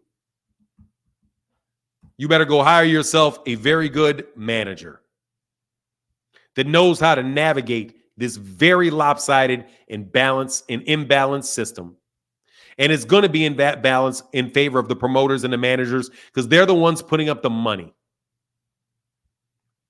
If the goal is the money, hey, man, just a little support. Hey, thank you, Richard Paris. Hey, just a little support. Did you already touch on Devin Haney's mentioned in the title? I got late to live stream. I did, but I'll go into it. That's what Devin Haney's doing. That's why I said Devin Haney's already doing it. Devin Haney's already doing it. Devin Haney's already doing it. That's why you guys keep, oh, you're a hater. No, I'm not a hater on Bill Haney. I'm not. I don't. Bill Haney gonna hate on me. That's his problem. That ain't my problem. I'm gonna tell you what I see. I'm gonna tell you what I see and what I think. Because guess what? That's what I get paid for. I get paid for telling you what I think. I don't get paid for telling you what you. I don't get paid for what you telling you what you want to hear. Those other people get paid for that. They get paid to tell you what other people want you to hear. That's what journalism does. I'm not a journalist. I'm a regular boxing fan. But when we get into the sport of boxing, when we start talking about sport, when we start talking about the business of it, dog, I'm not going to let you guys walk away with this ridiculous ideas in your head about what that is. But business is brutal. And you got to give some to get some. And you literally are sitting here whining and crying about what a guy that just walked away with $30 million, which includes several more $1 million that probably should have been in the pocket of the other guy, talking about what we need to do to come together because a global conglomerate decided that they are no longer doing live sports. As if that has anything to do with the individual boxers. It doesn't, especially since their numbers are better than your numbers are. Their numbers are better than yours are. They got paying customers, 3 million people paying for the product besides their subscription. But who knows why? Maybe big players in a multi-trillion-dollar industry says, you know what? That's a spit in the bucket to us. I would rather do major motion pictures. Nah, move the budget over to the major motion pictures. But you want to blame the lack of boxers' unity when you are nowhere near unified yourself. Let me know the money you give. Let me know when somebody starts paying, doing, like, for example, what you have to do in order to support boxers. Do you know who the people are that support boxers? The managers. The manager that take a gamble on you. To begin with, you think a manager that took a gamble with you to, like, for example, let me talk about Frank Martin for a second. Let me talk about Frank Martin. Frank Martin was not signed by, and this is no disrespect to Frank Martin, brother. I'm just using you as an example. Steph Brown says, great stream. Glad you talking like this. Be well, sir. Thank you, brother. Thank you for supporting this type of boxing talk. Thank you for supporting this type of boxing talk. Frank Martin. Can anybody tell me who Frank Martin was signed to before he started working with Errol Spence Jr.? Anybody know?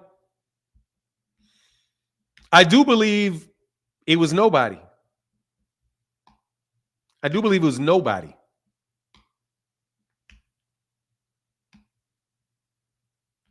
I do believe it was nobody. Right? So Errol Spence meets Frank Martin and says, man, I like this fighter. And by the way, I'm a millionaire. So I will promote you. Do you know what promoters do when they start that off? They start by writing checks. Checks for your trainer, checks for your food, checks for your housing, checks for your cell phone, which are necessary for you to have your Twitter page and for you basically to live and train and not have to work a construction job like, what's my guy's name? Joe Smith. Or like the taxi cab drivers that are boxers that you think can't fight because they're a taxi cab driver. Well, why do you call him a taxi cab driver? Why would a taxi cab driver be in a ring? See, we think, oh, you're a scrub, that's why, and you're just a taxi cab driver, so you must not be able to fight. Wrong. It could very well be that he is a boxer and could be an excellent boxer, but he cannot afford to eat. So he has to drive a taxi cab. What comes first, the chicken or the egg? So you have a guy like Errol Spence that makes sure that there is no chicken egg issue. I got enough money where I can pay for these things. So I am going to invest in you, not just my time and my name and my money, right? All of those things, I'm going to invest in you. And then when I think that there's a fight where I can make my money back, you get cute and don't want to take the fight because you don't think it's enough.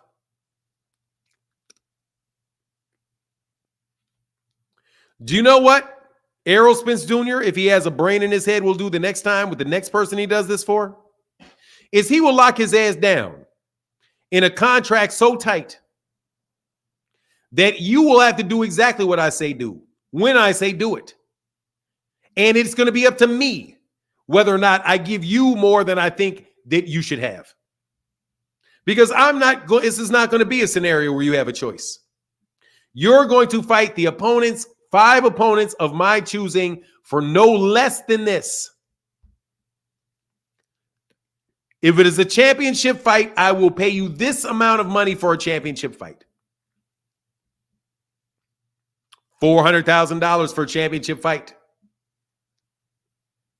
And if you do not take this fight, you owe me the money that you owe me X amount of money for rejecting this fight, which can come right out of your personal assets. Because I will be damned if I invest all this money in you for you to get cute when we finally get you a championship shot, because you don't appreciate that I'm part of the team too. You would never have gotten anywhere near that fight if it wasn't for me paying your bills this entire time. You guys sound like these kids, like my daughter, when I say, hey, baby, get that job because I'm going to need you later on in life. Oh, I hate when parents shouldn't tell their kids that they have to take care of them when they're old. I'll be damned if I don't tell you that. Because you needed me to take care of your ass when you were a kid, didn't you? Oh, well, you chose. You chose to be my dad. I didn't chose. Well, now that you're an adult, I can choose to let your ass fly once you hit 18. I didn't have to get you the tennis lessons, did I? No, I didn't. I could have given you the bare minimum of my responsibility, which was 2 hots and a cot. 2 hots and a cot. I didn't have to take you on vacation. I didn't have to advise you. I didn't have to do any of that.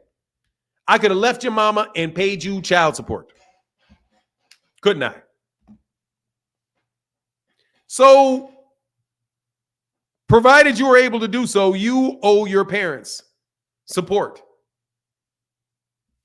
And it shouldn't have to be written down in a contract. You should know this as a decent human being. Hey, what's going on, man?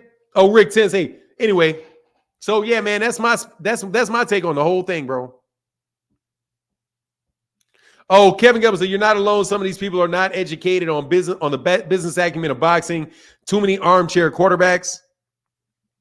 Look, man, there's too many people that just won't sit down and listen. Now, what KO Boxing said, everything that KO Boxing said, I think there's a lot of weight to that. You're absolutely. What I'm saying, I'm just adding it to it. Fanad, what happened to the third hot? What's the third hot? What do you mean the third hot? What do you mean the third hot? What you mean the third hot? Oh, the third cot?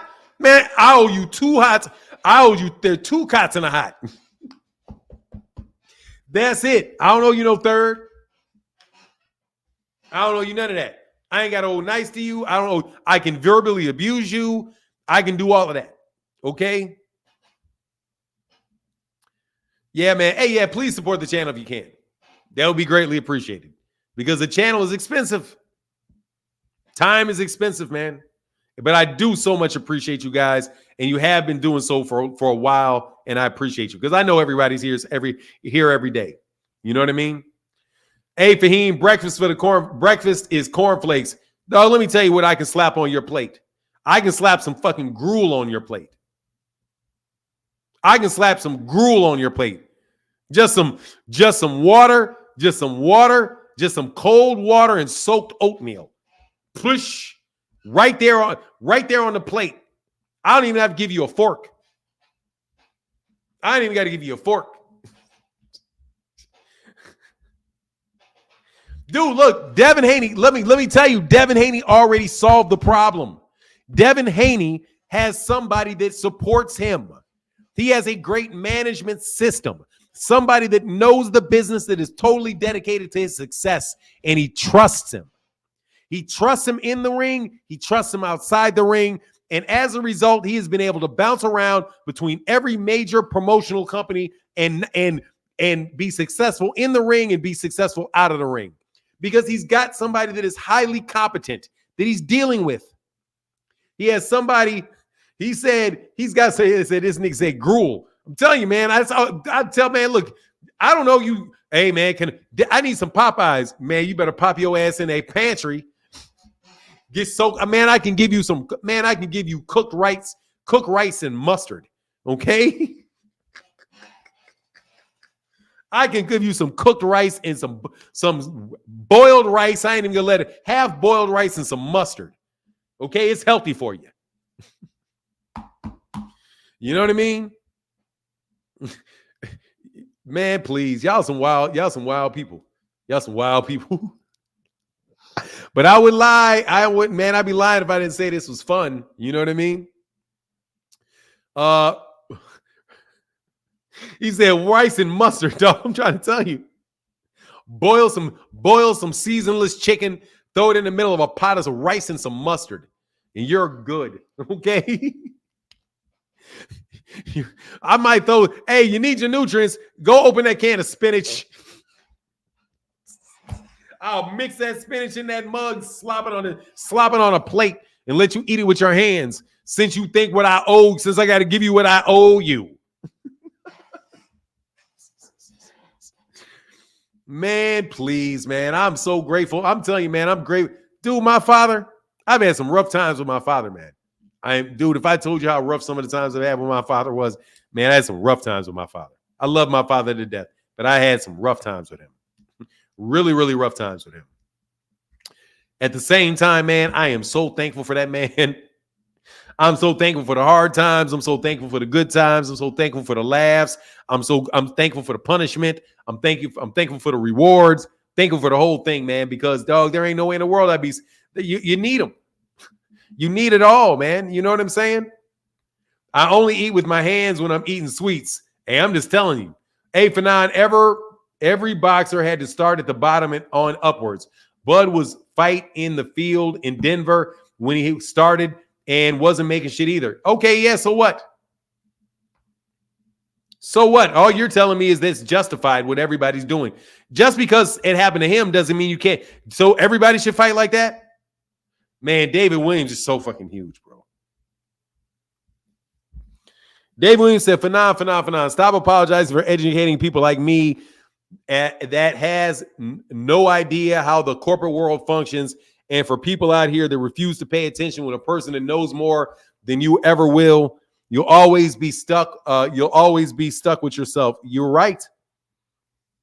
I mean, I got to do a little bit, man, because seriously, it's like, I know that I hurt a lot of people's feelings, David. I know I do, bro. I know I do. And I don't like being disliked. It's not a fun sensation for me. I wish I could be. I wish I could be. No, I don't wish I could be. Fuck that. But look, man, get your money. Get your money. Get your money. The system's not fair. It's not meant to be fair. It's not fair to anybody. It's fundamentally imbalanced. But that doesn't mean it doesn't exist. And in order to get something, you've got to give something. And boxers are not willing to give it. You are not. Because you are, you know why? Because you're not dumb. You're not dumb. You know you got a finite amount of time you can make that money. And it is very, very difficult for you to say, okay, let me give it to somebody else. Let me earn less money so everybody else can earn more. That is the hardest concept. That is the hardest concept that there is in humanity.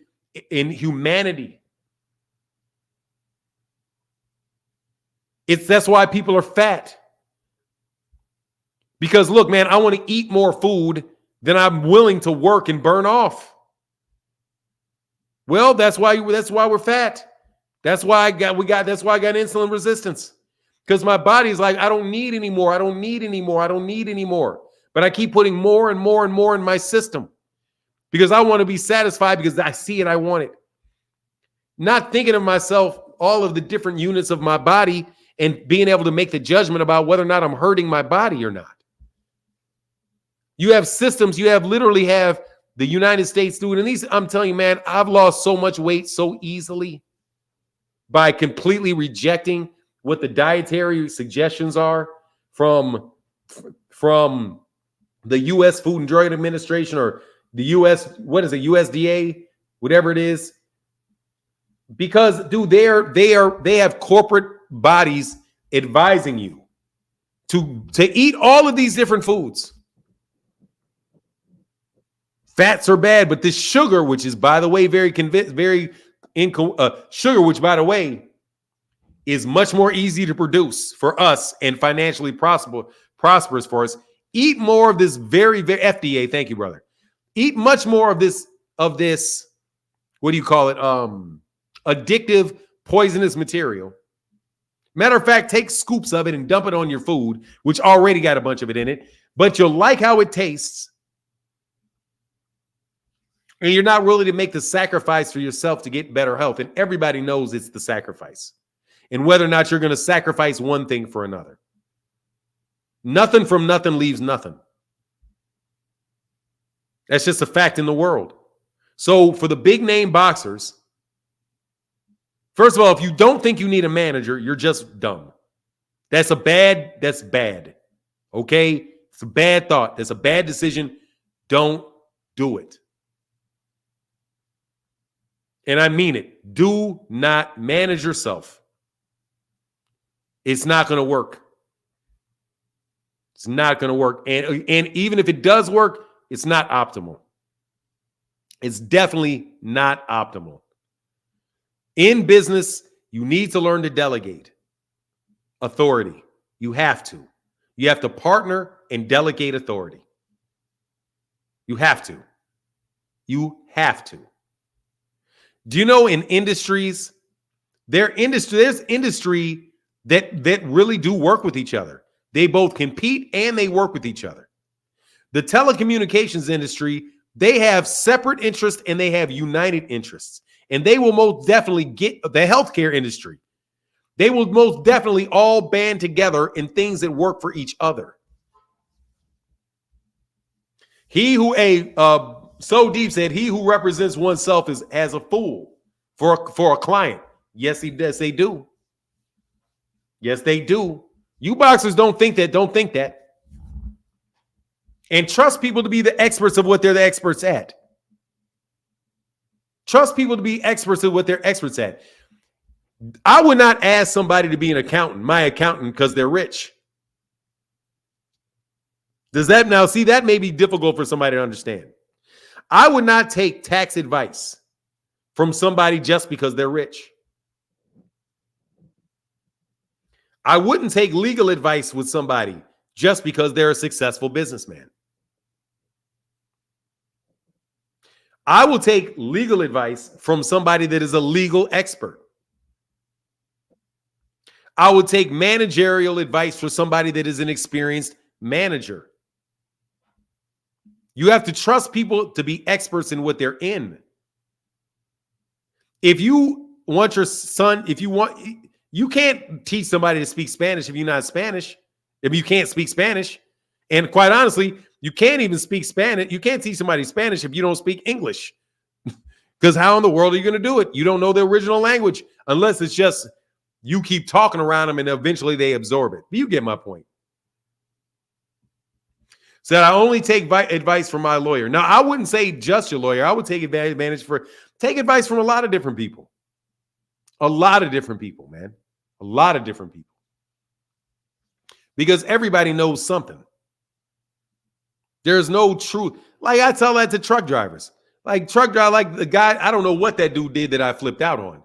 But look, man, I truly mean this. If I need to drive it, if I needed to, matter of fact, there you go. I'll give you an example. Dog, there's a guy that I gave advice to that owns a trucking company. I have never even been in a semi in my life. I've never been in a semi in my life. I've never driven a truck any bigger than a U-Haul. So do I know anything about truck driving and routes? No, I don't. Loading, unloading, time schedules, routes, none of that. But he did this dude was about to make a critical decision and he made a very smart decision. And it was to ask me what I thought about his contract.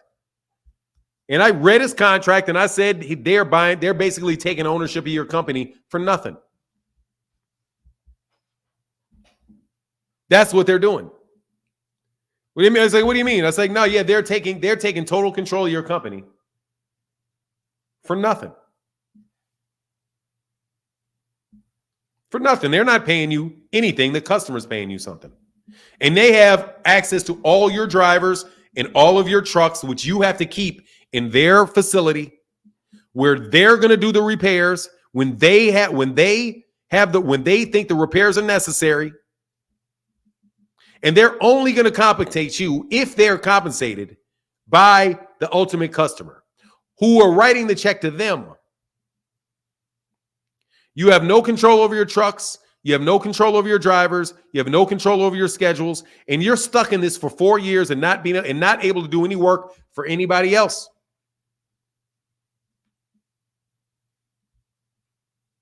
I would change this, and this.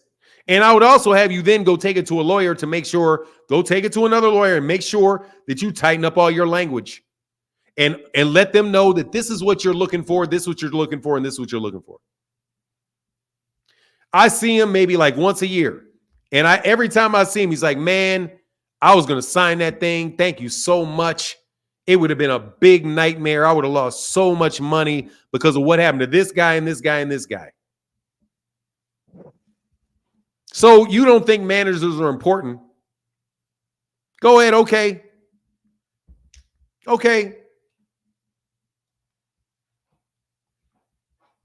Go ahead. Okay.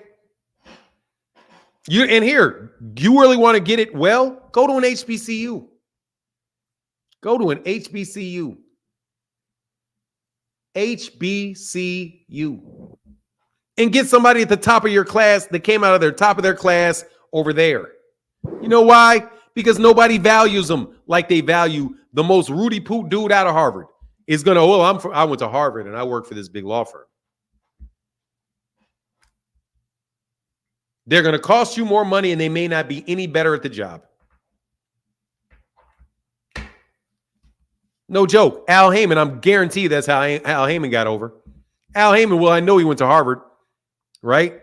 But still, black, worked with black people better than everybody in the business. Because it ain't about school, it's about what you do. But you know what it is. Hey, can somebody hit the link before I get out of here? Thomas Hill. Oh, okay, yes. Wrench for Just Do Boxings. Yes, sir. Wife, Just Do Mrs. Just Do Boxing for sure. I'm telling you, Willie Gary is one of the greatest litigators, one of the best litigators in the country for years and years. Went to an HBCU for law school. No joke.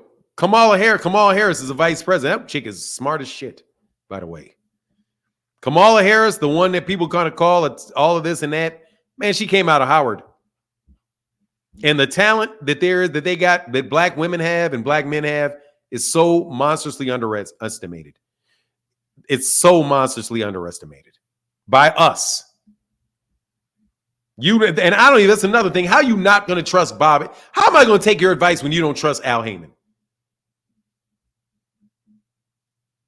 Hey, Ray Davis said, great knowledge leads you to success. Thank you, Fanon. Hey, man, my pleasure, brother. Thank you for the support. How can I trust somebody that won't trust Al Haymon?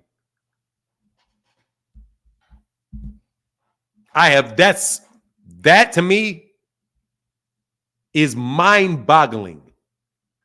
The man doesn't even need a resume. Nobody that's ever, you don't trust Al Haymon? Why? Please let me know why you don't trust Al Haymon.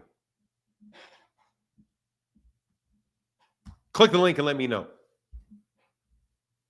The link is right there. Please explain to me why you don't trust Al Haymon. I need to hear this. You don't trust anybody, why not? Yes, you do. Yes, you do trust people. That's not, yes, you do trust people. I guarantee, yes, you do trust people.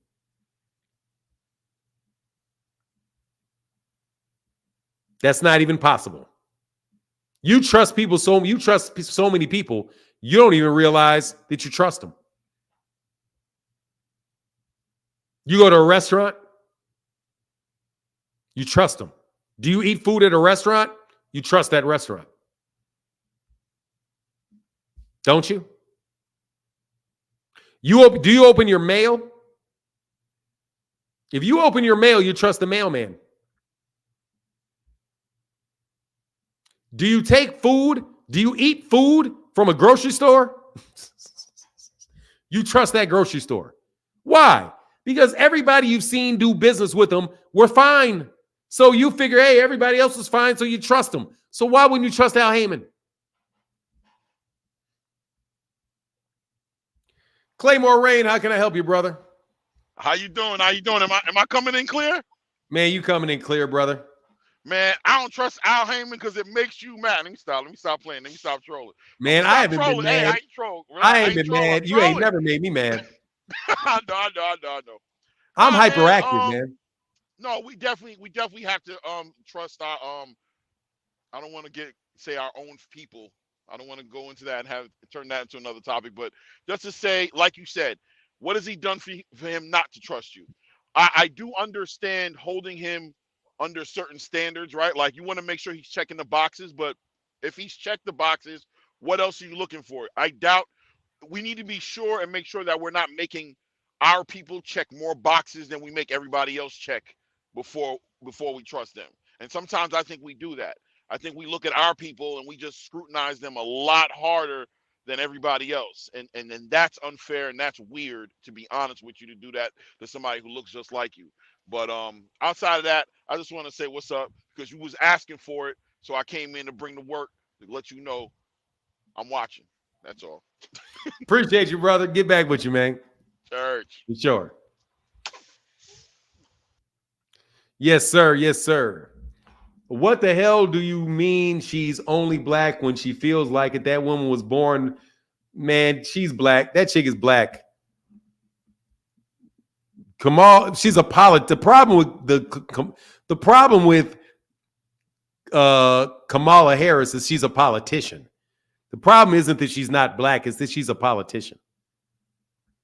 Once again, what's her job? She does her job. She's a politician. Okay? Whenever you're dealing with a politician, their whole thing is politics. So she's going to say what you want her to hear. She's going to defend and make arguments and support things that she may not even believe in. But you cannot question that the chick is black because she is clearly Negro. You trying to tell me she can't be black, but Jason Whitlock can?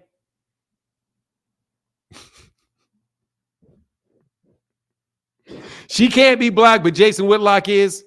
I'll take her over Jason Whitlock, okay?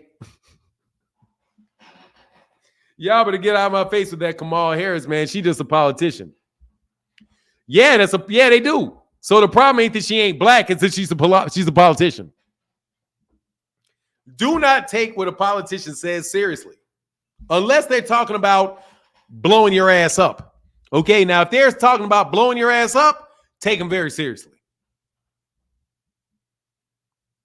Take them very seriously.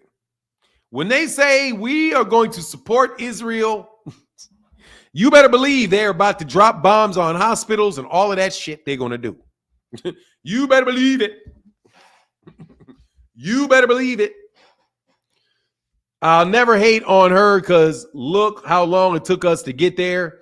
I'm not going to hate on her, period. She's a Democrat. I don't like any of them politicians. She's a politician. She's a politician. Seems like a very nice woman. Quite honestly, I bet she'd be a very nice person. Nice person, very intelligent person, all of that. Very talented person, all of that. But she has a job to do, and she's going to do her job. Okay? She's going to do her job. Like everybody else. I'm not mad at the bus driver for driving the bus exactly where I know it's going to go. Hey, bus driver, will you please turn off and go down that street and drop me at my house? I'm sorry, I'm a bus driver. I'm on a route. Hey, from a former Marine, hell yeah, they are. You better believe it. Oh, yeah, by the way, shout out to the Marine Corps. Hold on. Shout out to the U.S. Marines. Marine Corps, baby. I'm not in the Marine Corps. I'm not paying myself off as a Marine Corps if somebody's a veteran or anything, but support the United States Marine Corps and all the armed services. You know what I'm saying? But anyway, this has been a lot of fun, man. Thank you, David Williams. Thank you to everybody for your support of the channel, for real. She's not for black empowerment nor black increase, yet she capes ASF for them. That's because she's a Democrat. She is for black empowerment because she's for herself. She is for black empowerment. She's black. She's empowering her damn self. Better believe it. Say, hoorah. Hey, oh, you're a Marine? Hey, shout out to the Marines, man. Shout out to the Marines. I look up to y'all, man. Seriously, no joke. Them soldiers will tell you the truth, bro. Semper Fi in the building. What's up, man? Thank you, man. Hey, thank y'all for coming through, man. No joke, bro. That's when I believe politicians. When they say they're going to blow some shit up, then I'm like, okay, yeah, because you know what that means? Because you know what they are. That's the they are connected to the executive branch. When the executive branch says that they're going to blow some shit up, they're going to blow some shit up. Because that's his job. He's the commander-in-chief of the military. So you better believe they're going to do that. If you're talking about letting your student loans or helping you with some health care or some shit like that, oh, no, I don't believe you. No, I think you're trying to get my vote so that you can go blow some shit up. I think there's going to be a lot of little brown people dying, is what I think. You know what I mean? A lot of soul singing and flower bringing. That's what I believe. What's that Biggie song? There'll be a lot of there'll be a lot of, what is it? A lot of soul singing and flower bringing if my burger alarm starts ringing. That's the U.S., okay? That's Europe. They are good at a lot of slow singing and flower bringing. They don't play with that. That's what they do. That's what they do best. And that's what they believe in above all things. Because that keeps the balance.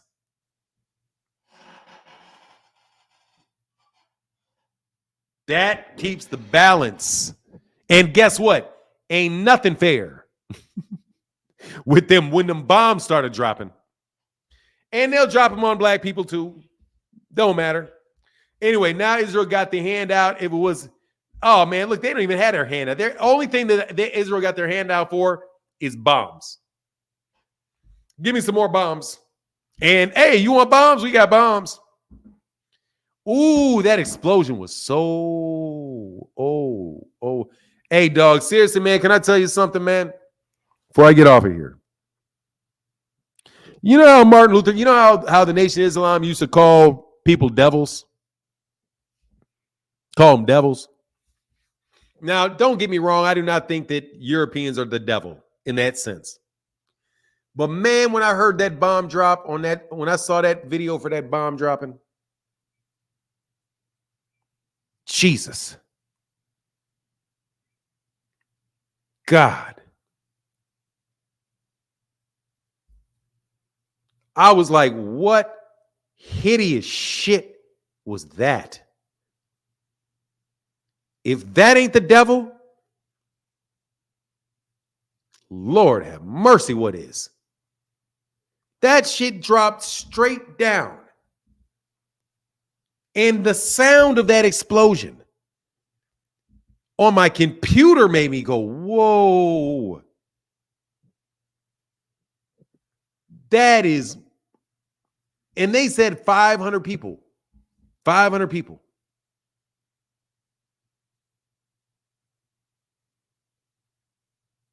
God. And you think I'm ever voting for them Democrats again or Republicans in my life? I am never voting. I'm telling you, I'm voting for mayors. I am not voting for that. Ain't no way that I am voting for that shit. You never, with the day that I die, I want somebody to, man, I might think that may be the epitaph on my grave. He never voted for that. He never voted for that. I never supported that. I don't support that at all. That is so hideous. And they got thousands of them. Oh my goodness gracious. Oh my God. How can you support that? How can you say, oh, that's cool because somebody kidnapped somebody else? That?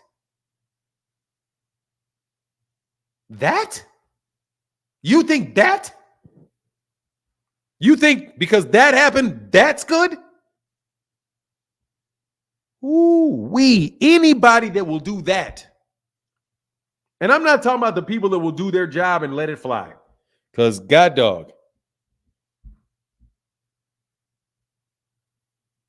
I will never vote for that. You will never be able to convince me. You got to do your duty and you got to speak your voice. Not when it's both sides. Not when he's going to do it and he's going to do it.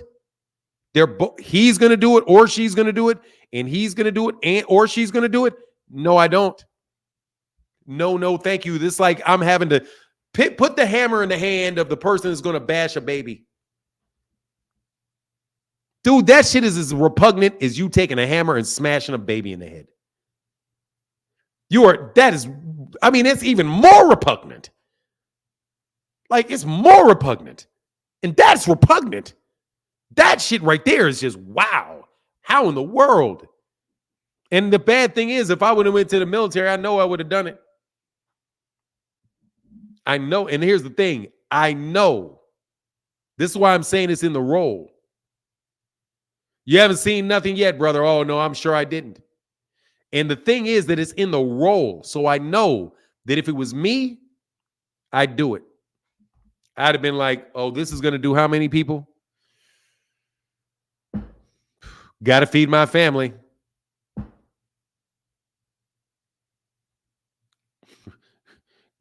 Don't want to get course-martialed. Ain't that crazy? I don't even blame the people that dropped it. Because it's a collective thing. It's a societal thing. That's we, the people, doing that. That's we, the people. We're all responsible for that. All of us are responsible for that. It's amazing. But anyway, with that, I'm out. Deuces. That's why, again, just to let you know, that's why I don't blame the military. And that's what we're all responsible for that. Every single solitary one of us is responsible for that. Because that's our country supporting that. And we are our country. And collectively, man, we are not doing it right, man. And that includes all the black people that are willing to go along with whatever just so that they get what they want in their own local neighborhoods, or they get to say, well, I'm going to support him because he's going to send money to black colleges and universities. Or he's going to reduce my taxes. Hey, Freaking Fly said, I won't feel a thing. Yeah, shit. Hey, with that, I'm out. Deuces.